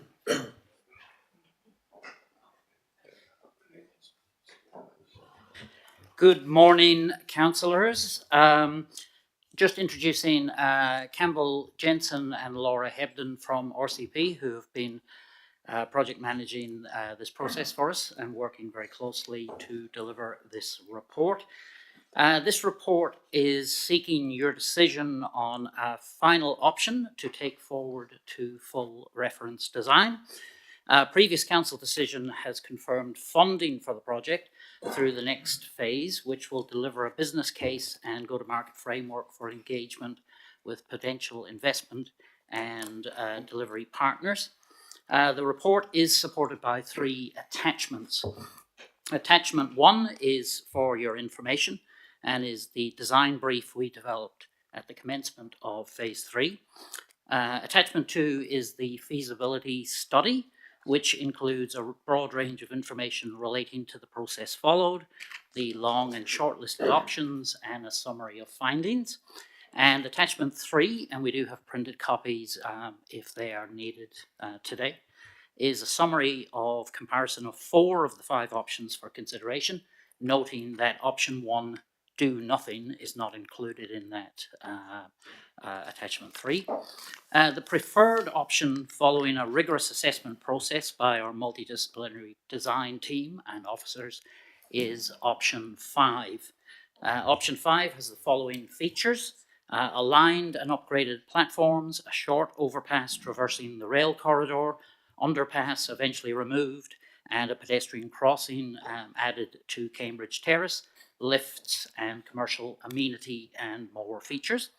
Officers will come back to council in the next term for further deliberation and decision making relating to investment and financing models, sequencing of demolition and construction, and partnering with our key partners, including KiwiRail, Hutt City Council, iwi and NZTA. On the subject of partners, the report highlights our work to date with Wellington Water to minimise or remove any negative impacts on the water treatment plant and aquifer. So after those comments, we'll take the report as read and happy to answer any questions. Cool. Councillor Staples. Thank you, Mr. Chair. A very comprehensive report, thank you. And I have 3 questions. The first one is just a question of clarification, please, to our officers. Now, my colleague, Councillor Kirkland, has often said that Porirua is a busier station than Waterloo. So I would just like to seek clarification that the reason that this project is coming first is because of the dire strait, the dire situation with regards to the infrastructure there, i.e. we have a station that's falling down around our knees and likely to do all sorts of horrible things like leak and push the underpass up out of the aquifer. So that's my first one. The second question relates to page 338, paragraph 48, talking about a compact station design. And I just would like some assurance, please, that looking to the future, if we need to have longer trains, are we going to be able to do that? Because I just think of the Wairarapa situation where we wanted to put an extra carriage on and it caused all sorts of consternation because none of the platforms were long enough except Masterton.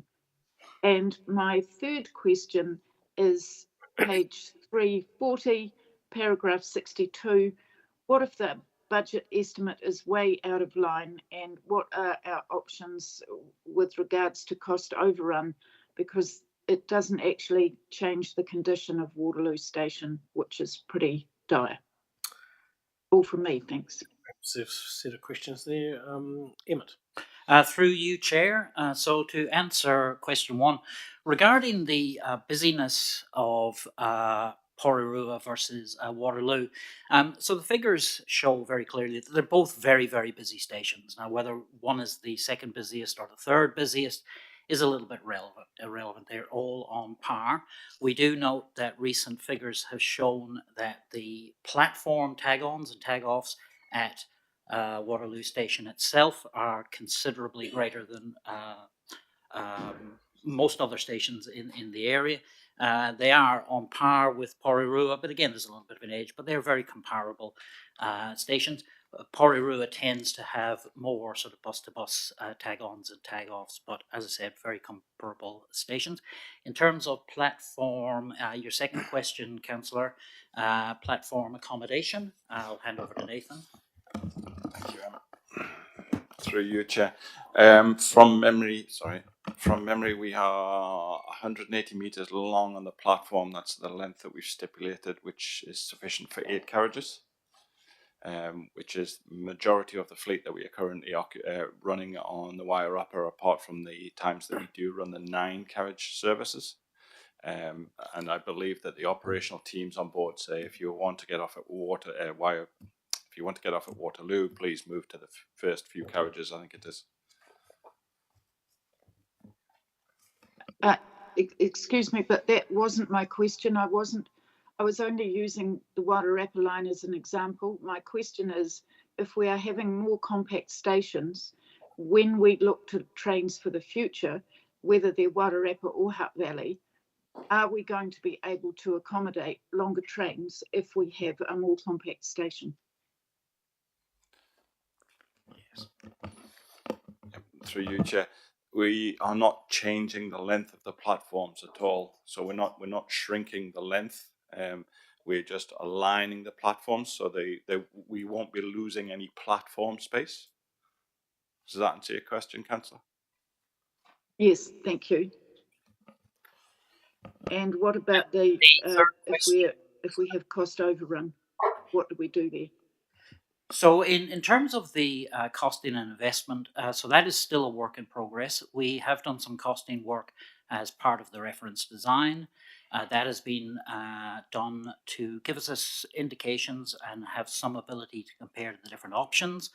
All of the different options roughly ended up in the same sort of costing envelope, but the costing and any matters relating to contingencies for cost overrun, escalation, etc., will be brought to Council for decision making once we do the business case process, which will of course involve very extensive, deep and considered costings approaches, and decision making will be made then including addressing cost overruns and possible escalation from inflation. So that's for a further council session in the next term. Okay, thank you very much. Thank you, Councillor. Councillor Kirkpanan and then Councillor Lee.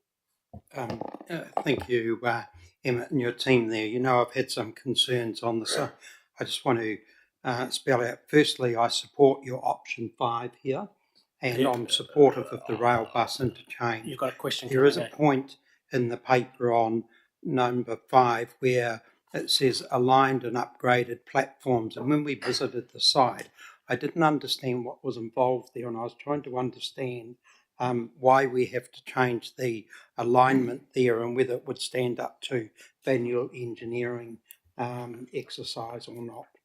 Can you comment on that first, then I'll come up with other comments. Questions. To you, Chair. Perhaps. In terms of aligning the platform, the design team, the conclusion was if we align the platforms, the overall footprint of the site gets smaller, because at the minute the platforms are splayed. So we align them, and it's not a considerable realignment, it is just an extension of the southbound platform. And in terms of upgrading them, if you are familiar with the northbound platform, you'll know the levels are all over the place, partly due to subsidence and partly due to the Kaikoura earthquake several years ago. Okay, thank you. And so when we went out to consultation on the long-term plan, and of course this is part of the long-term plan, we had 100 million in the transport budget for that. Is that correct? 110. 110, thank you.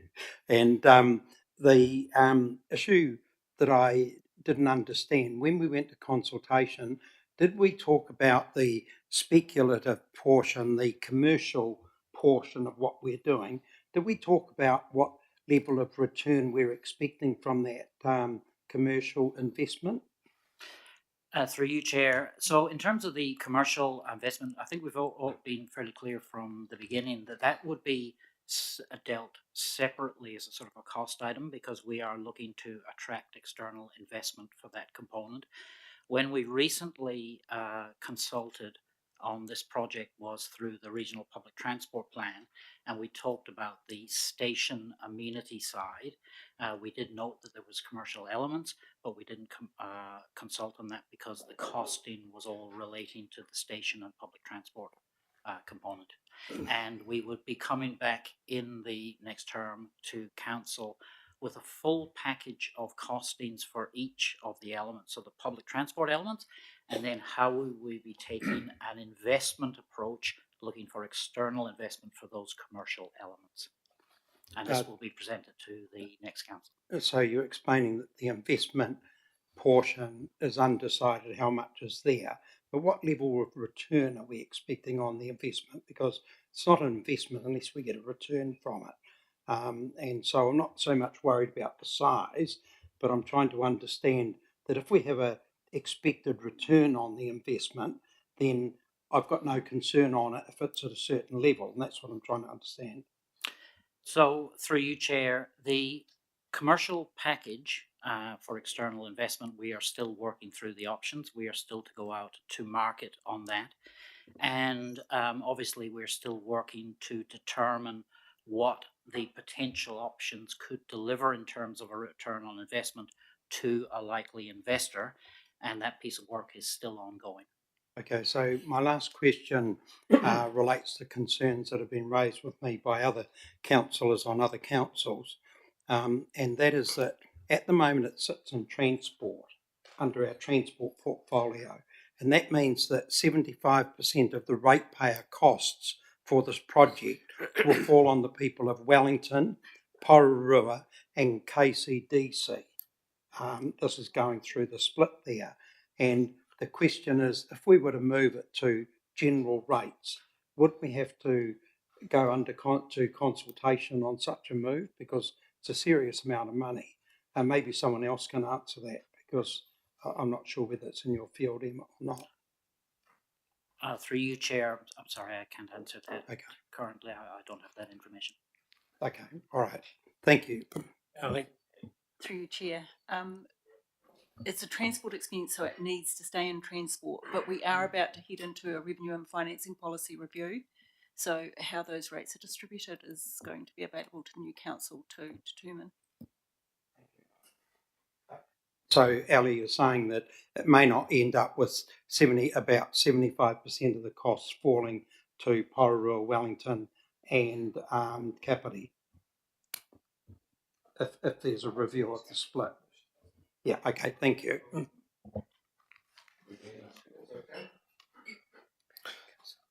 Councillor Lee. Well, thank you, Mr. Chair. I understand the Waterloo Todd was workshopped at PTAG. Would it be safe to say the preferred option 5 includes their feedback in terms of accessibility? Through you, Chair, yes.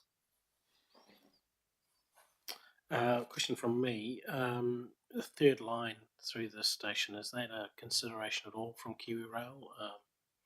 So if we bed this in, if we put an overbridge in, etc., on a 2-line basis, additional freight in the future, more trains, etc., need a third line, can we retrofit that in to this set of circumstances?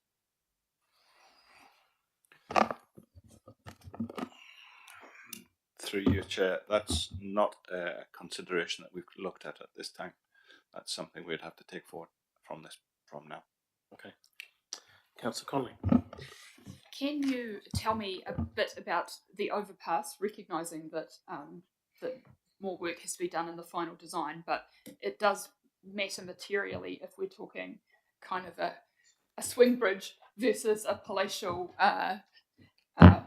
walkway that includes piped music and art. Through you, Chair, I'll get Campbell to make some comments on that in a second, but I will say that we are very mindful of weather conditions. We're very mindful of the need to accommodate accessibility, customers, etc. in this. So we're trying to go for the option that has the most amenity, the most coverage, the most shelter, but while still trying to maintain a bit of a cost balance and sort of reduce that.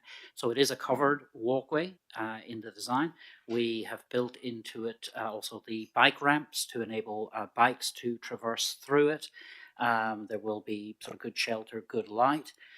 Any other comments you'd like to make, Campbell? Yeah, it's been a significant consideration, first building up from just trying to get the volume required, so making sure it's wide enough, and then sort of rolling in effectively the implications we have with the aquifer below. So thinking about the loadings that it has on the subground to make sure that the foundations don't penetrate the aquifer. There's driven a lot of structural considerations. And also the other aspect to it as well is trying to build into sustainability, so passive ventilation, and to make sure it doesn't turn into a real big sauna in the summer and cold in the winter as well. There is still a lot more design to go through to get the value for money piece right. Sorry, at the risk of this not being a comment, I'm endorsing where you're going, but I do think the overpass needs to meet a certain level of service, and I don't want to see that being backtracked on later if we agree to this option. Through you, Chair, noted. Thank you. Yeah.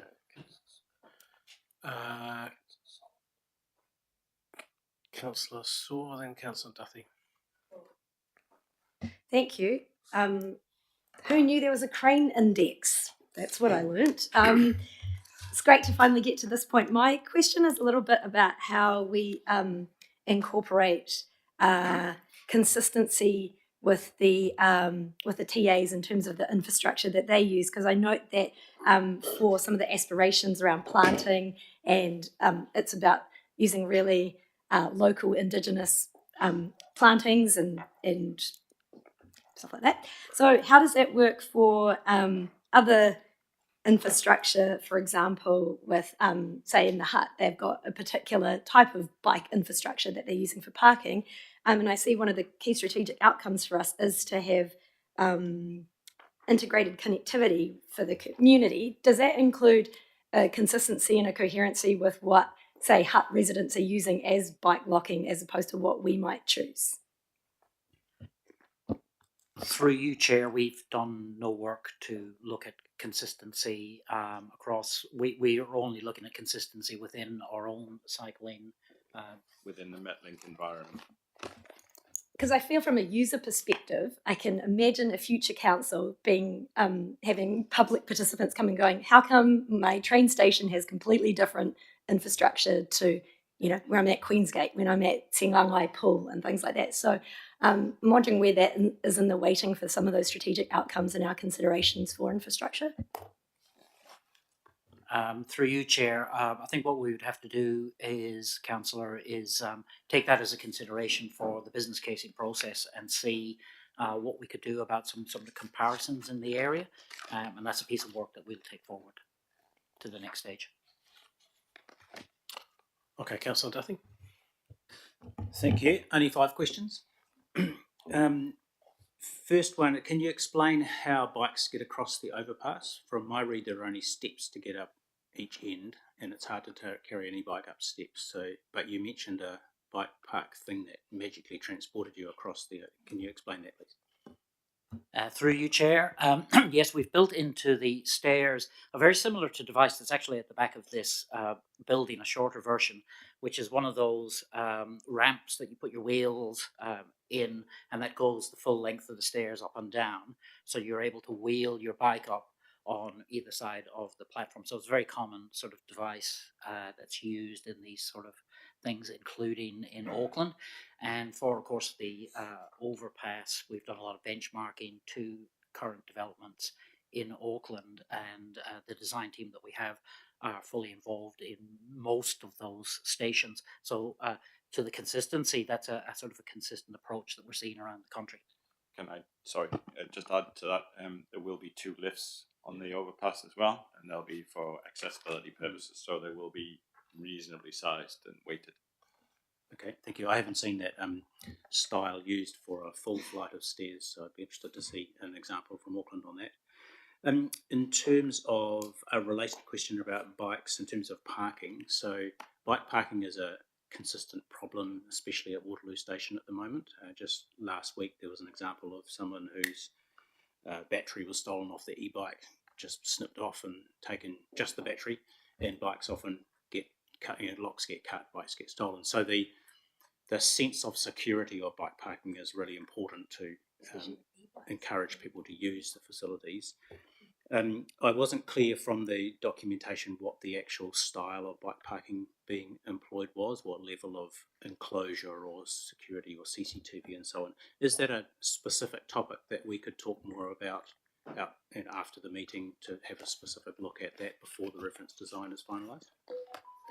Through you, Chair, yes. The bike storage has been a particular focus. We've had quite a bit of debate. We have looked, and there is provision in the plans for a dedicated area that is quite secure. What we're still working through, and which we'll take through to the next stage and certainly bring to PTAG and back to Council for further deliberation, is how a person would actually access those. So our intention is to reuse as much infrastructure as we can. So the current bike rack systems, which are not problematic for storage of bikes, but they are problematic from a security point of view. So it's how do we wrap around them? So the designs have that built in. We just have to get into a little bit more detail about the functionality. And a very, very important part of this will be to interface with all of the cycle groups, so we get a good sense of how will this actually be used in practice. Very good. That's very reassuring. Thank you. I'm keenly interested in that aspect. Third question that relates to the preferred option is an overbridge between the 2 platforms and then a pedestrian crossing across Cambridge Terrace. Would that pedestrian crossing be signalised or uncontrolled, and what is Hutt City Council as the road controlling authority's view on that? Because we wouldn't want to build infrastructure that relied on that and then for that council to decline that and we have people stuck and unable to get to Waterloo. Through you, Chair, I fully agree. In our initial discussions on this particular topic with senior managers in Hutt City, which we had a couple of weeks ago, they were fully understanding of what we were trying to achieve, very, very positive, and their preference would always be that a pedestrian crossing would be signalised in a place like that. It would just be absolutely necessary. So while we haven't any official sort of confirmation yet, the initial discussions are very favourable to a signalised pedestrian crossing. Thank you. Number 4 relates to another area of our work is to encourage local electricity generation to help meet our carbon targets.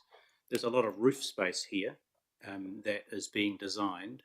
Are we building in design, future-proofing it for the installation of solar panels, or building that potential as a commercially viable, even revenue-generating aspect of the and what's our opportunity there? Through you, Chair, yes.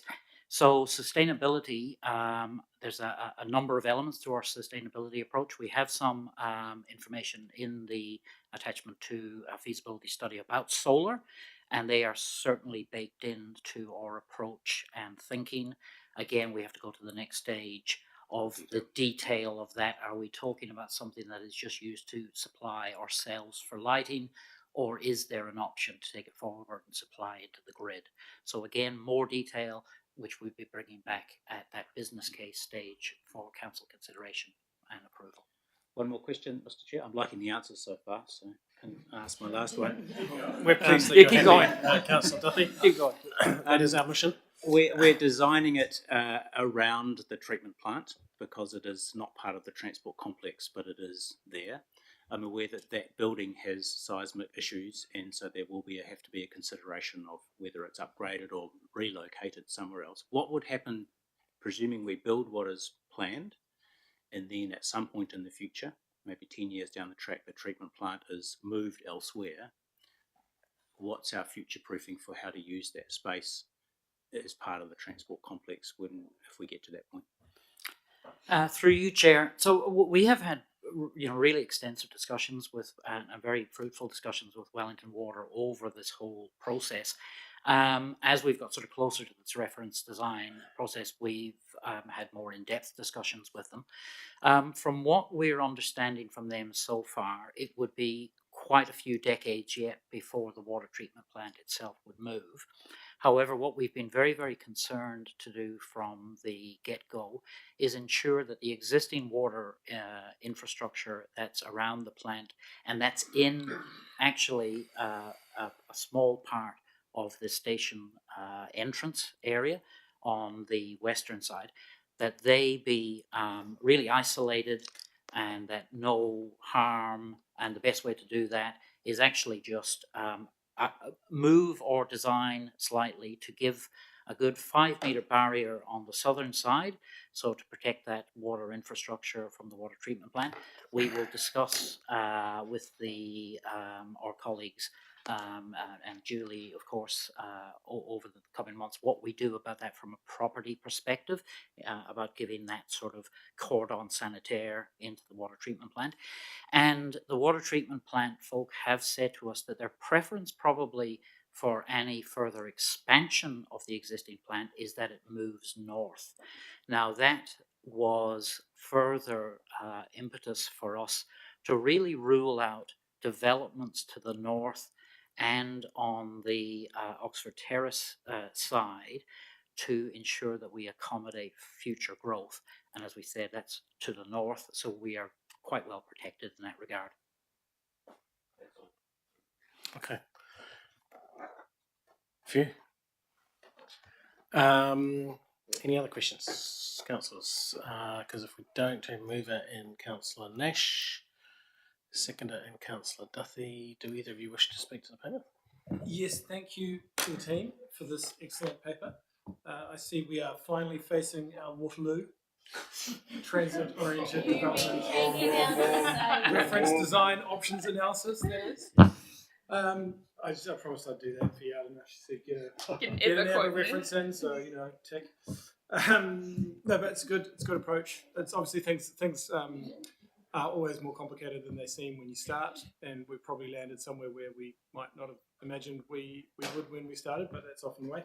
I do think that we should see this project in the context of wider opportunities for transit-oriented development in the Wellington region, and I think points about Porirua and Johnsonville are well made and important. And I think as we kind of go forward here, I would recommend seeing this as one stream in a kind of work program that is looking to take advantage of commercially savvy opportunities in both Porirua and Johnsonville, as well as this one in Waterloo. I think probably that's an area where we as an organisation could look to strengthen our ability to deliver on that transit-oriented development program more widely. I think there's a lot of opportunities for us there, especially given the constraints that we're facing financially in terms of government defunding public transport infrastructure in the Wellington region to a very significant degree. The opportunity is there to look elsewhere. And yeah, I mean, I think it's very significant that this will now be a sort of fully accessible station for people who currently can't use it. So that's important, and I think a really good point to celebrate. And yeah, I think the other point I wanted to make was around bus transfers. So obviously, a lot of people currently making bus transfers, bus to rail, rail to bus. But I think there's an opportunity to encourage that more, as Councillor Laban has said to us on a number of occasions, as somebody who does that bus to rail transfer on a regular basis. We want to be maximising the opportunity for that. That will help our patronage growth, and that will help our network as a whole. So, thanks very much for all the work, and look forward to watching it as it continues. Quentin? I support what Councillor Nash has just said. I could sing a famous song to toe talk with that, but I won't. I think it's just a good example of capital investment that both benefits the public transport network and passengers, that will drive increased use of a public space in an area that helps local businesses, and will make Greater Wellington's work more prominent in the centre of Lower Hutt. So very pleased we've got to this stage. Thank you for officers for all the work. Okay, any other councillors want to lean into this? Okay, all those in favour, please say aye. Those opposed? No. Paper passed. Congratulations, good piece of work.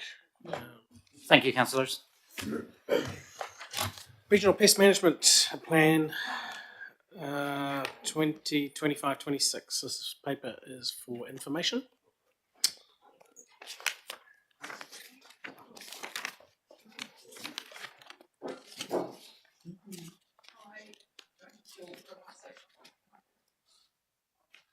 About this? Yep. Let's questions first. Can we get through the paper first? Yeah. Right. Take us through it.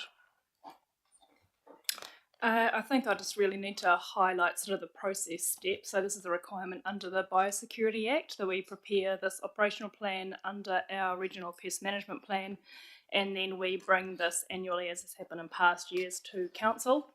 It is a for information paper, so if council believes that the operational plan is consistent with our regional pest management plan, no further action. If council believes that it's inconsistent with the regional pest management plan, we will make amendments and bring it back to the meeting in September. I think I can take the rest of the paper and report as read. Okay, just a question from me. Do you actually have to do it annually, or could you do a multi-year? It is a requirement under the Biosecurity Act that we do bring this back annually. Annually, yeah. Okay. Councillor questions. Oh yeah, questions first. Councillor Kirkland, and then Councillor Duthing. Yeah, mine was just understanding the paper that you've got here.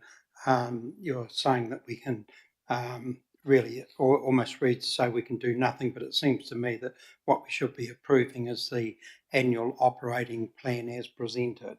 And if we approve that, then it puts it back in your court to put it out to public notice, if I understand it's right. Have I got that correct there? When I look at 14 and 15 here, it really says there's two options there and we need to come down on one side or the other, don't we? Yeah, it's a slightly interesting process with the wording under the Act, that there's the option of do nothing, which means that it goes through, or the option of saying that it's not consistent, which means that we bring it back again. So yes, for all intents and purposes, it is an approve or do not approve, but that's just why it's in there as a for information. Okay. If we're approving it, I'm happy to approve it anyway. Okay. Councillor Duthie. Thank you. I guess a key thing is, could you highlight any changes from prior operational plans? So it sets out how much is it the same as last year's, and what might have been tweaked or changed. It's very similar to last year's because it is consistent with the regional pest management plan that has been in place for a while. I will I've got Glenn Faulkner in the room, who leads the pest animals team, and Mark McAlpin online, who leads the pest plants team, if either of them wish to highlight any significant changes. But yeah, as far as I'm aware, it's consistent. Just to add to the question, I guess, in our long-term plan, we invested extra in pest control, for example. So I'm wondering if there are changes to the operational plan that reflect that funding coming through, or a reprioritisation that has changed things like the predator control program that has shifted in its priorities. So how are those represented in the operational plan for this year? We've added some reporting objectives around the LTP Zero Anger project and the Wairakawara and the Puka LTP money as well. Also changing how we're reporting the regional predator control program after its review. That's a very small change. Okay, thank you. Any further questions? Okay. Councillor Conley? Yeah, so I mean, obviously, what you've presented here is a little bit of a process step, and I'm not unhappy with it. I guess my concern comes down to the pest management plan that sits above it and what we need to look at in the future. And I've said it before, but I think it comes across quite piecemeal. There's sort of these different things that we do, and this is how we're going to deliver on those different things. But how those piecemeal pieces fit into the wider strategy isn't particularly evident. So, next time we relook at the pest management plan that sits above this, I would like to see a bit more of a coherent approach to what we're doing and why we're doing it, that then flows through to this operational plan. Okay. No need for a mover and a seconder for the paper's information only. Thank you for drawing it to our attention. Let's move on to item 11. Local Government System Improvements Amendment Bill.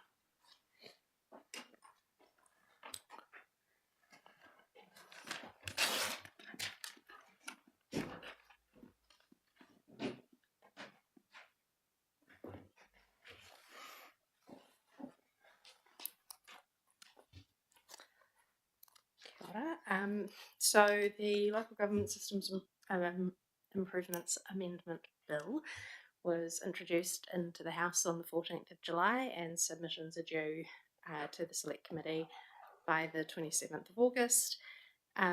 Officers have been analysing the matters that are covered by the bill to understand their potential impact on Greater Wellington, including working across, connecting in with Te Kahika and others in the sector, and have prepared a draft submission on the key issues as we see them, which we're seeking Council's approval for through this report, and we'll just take the paper as read and answer any questions. Okay. Councillor Duthie. Thank you. One of the aspects of the bill, and therefore the submission, is around the well-beings and the purpose of the Local Government Act, which is obviously quite a political topic. And as I understand it, they were introduced in 2002 with the Act. They were removed in 2012, and then they were put back in 2019, so it's tennis. Do we know what Greater Wellington's submission points were on the addition or removal of well-beings at those times, and is this submission consistent with that? No, I'm not aware of what our submission was last time round. So I was around, and yes, we did vehemently oppose the removal of the 4 well-beings. So did we consider vehemently opposing the removal of the well-beings this time, which the submission doesn't currently do, to be consistent with our past? I suppose if I made an observation on that, Quentin, 4 well-beings will be removed, and it will actually make very, very little difference to what we do as an organisation. It may make some difference to other territorial authorities, but actually I struggle to think of anything that would be materially affected by removing it and then adding it back in, which is exactly what will happen next time there's a substantive change in administration. So we're just going to go backwards and forwards on this issue over the next century. which is ineffective. Yes, which is ineffective, and which is entirely inefficient and sends the wrong messages, but it's where we are. So.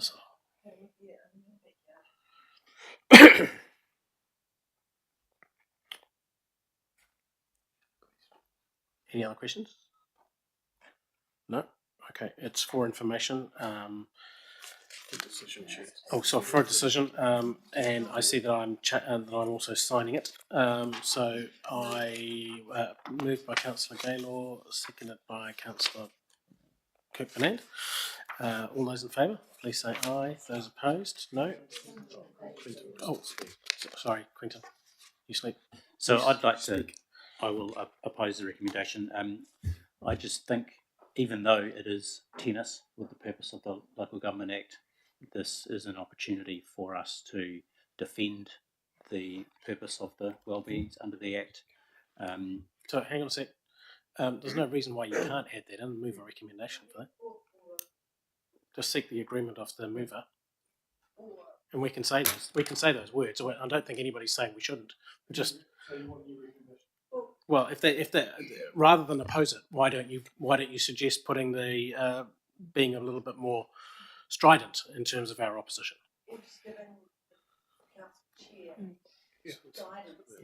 Yeah. So I can be. I'm delegated already. We can make those changes. Okay. It would involve redrafting the submission, right? Writing new content. Okay, so a recommendation if you seek the agreement of the mover. Okay, so I will move an additional recommendation to, I don't know what the words are, but to add a stronger oppose. Maybe oppose the removal of the four-wheel beams. Okay. Yes. Okay. Any difficulty with that, councillors? Addition? Okay, can't see any. Do you want to speak to that? No, I'll support it now. Okay. Right, okay, very good. All those in favour, please say aye. Those opposed? No. Paper passed. Thank you.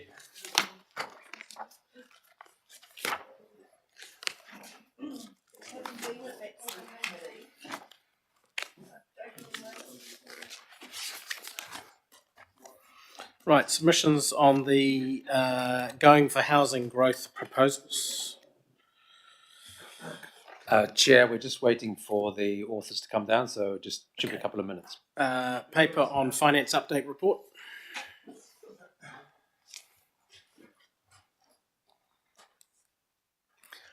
Just checking, Councillor Cookman, what is my drop dead date for getting this?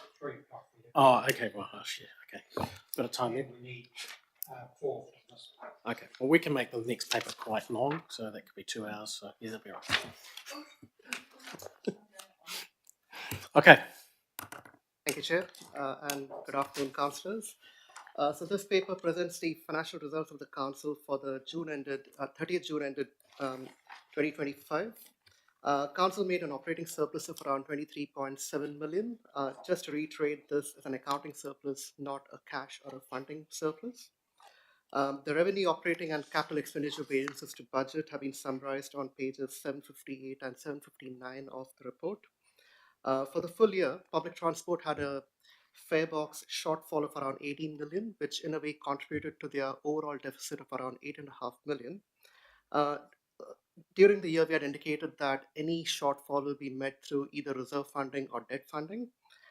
We managed to do neither.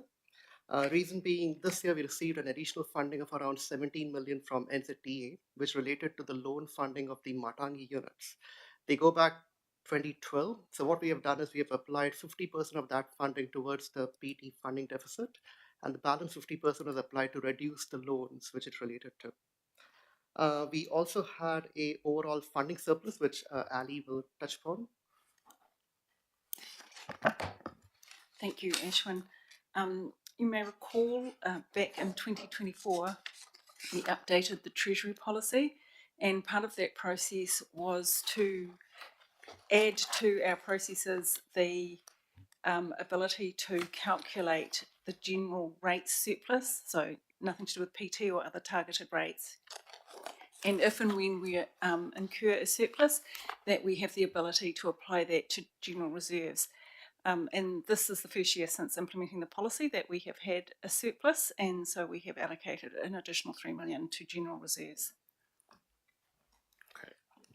Thank you, Ali. Can I ask a question, Ashwin? Can you go over the Matangi? Where did that money come from? How did it sort of materialise out of thin air? And how is it that it can be applied from the Matangi money to dealing with our transport underspend? So this is funding that NZTA found that they had not paid to us when it was due. The Matangi funding this relates to goes back to 2011, 2012. So it's retrospective. So what we have done is, in using approximately half of it to fund the deficit, is to recognise that that rate funding has in the meantime funded that portion of the loan repayment. But anything we had left over from that, we applied directly to reducing rail debt, which will reduce rates going forward. Okay, right. That's 13 years ago, eh? Sorry? Did you say 12 million? 17. 17 million. Yeah. So, can I ask a question? So, actually, how did that not get picked up by our auditors or their auditors? Through your chair, this is something which NZTA determines from their own funding model as to how much needs to be allocated to each of the councils. So this is something which they picked up and they informed us, and we were very happy to take it, I guess. Yeah. Okay. Any other questions, councillors? If there isn't, thank you very much. It's for information only. Right. Resolution to exclude the. Oh, sorry. Yeah, going back one to paper 12. Submission on the going for housing growth proposals. Morning, Korua.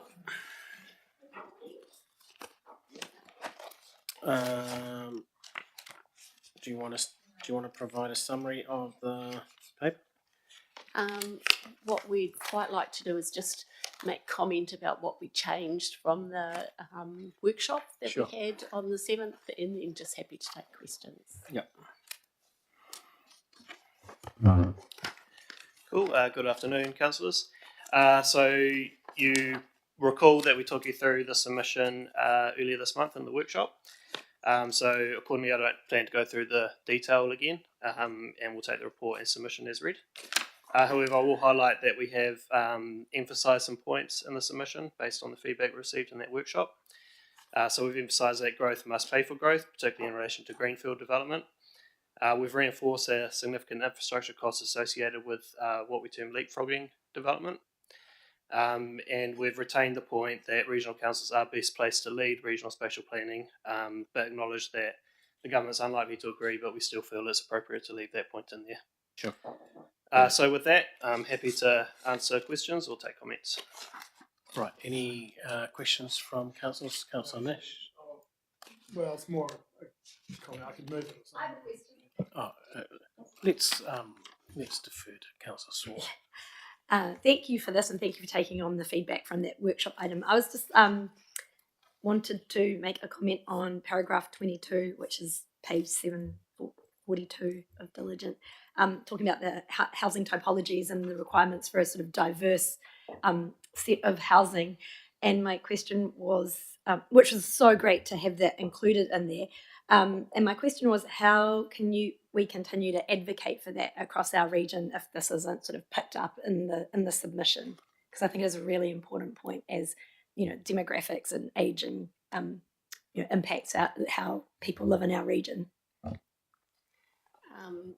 I would say that this is a good place to do it, and then when the next step is there, then we get to offer comment again. We'll do it again, so we'll just keep reinforcing it. And I guess sort of beyond the submission, how might we see that message being shared? One thing I think would be worth thinking about is whatever happens with regional spatial planning. So our role in the future development strategy, or if it turns into a regional spatial plan, I think that's the place where we could reinforce this point and provide direction, because this is largely in the hands of the TAs, but we need to provide them with some guidance. Yeah. Okay. Any other questions? Otherwise, I think we've got a mover and Councillor Nash. Seconder on this paper, Councillor Connolly. Councillor Nash. Yeah, thank you for the work on this. Good submission. And thanks for picking up the points and reinforcing them on infrastructure cost and urban form and value for money. And there's a couple of documents that we published as Greater Wellington last year. One is the Urban Design Toolkit, and one is the infrastructure cost and urban form proof of concept. Those two documents, I would suggest we attach them as evidence for our submission if we can, and chuck them in. But yeah, otherwise it's good work navigating some tricky lines. Hard to keep everyone happy in this space. So yeah, good work. Thank you. Thank you. Councillor Collins? No. Okay. Unless there's anybody else, all those in favour, please say aye. Those opposed, that's unanimous. Thank you. Thanks for your work on that. Look forward to getting that out the door. 14 is resolution to exclude the public. Mover and Councillor Gaylor and Councillor Saw. All those in favour, please say aye. Those opposed, no. We just need a moment to clear the room. Clear the room with any officers who aren't for these items.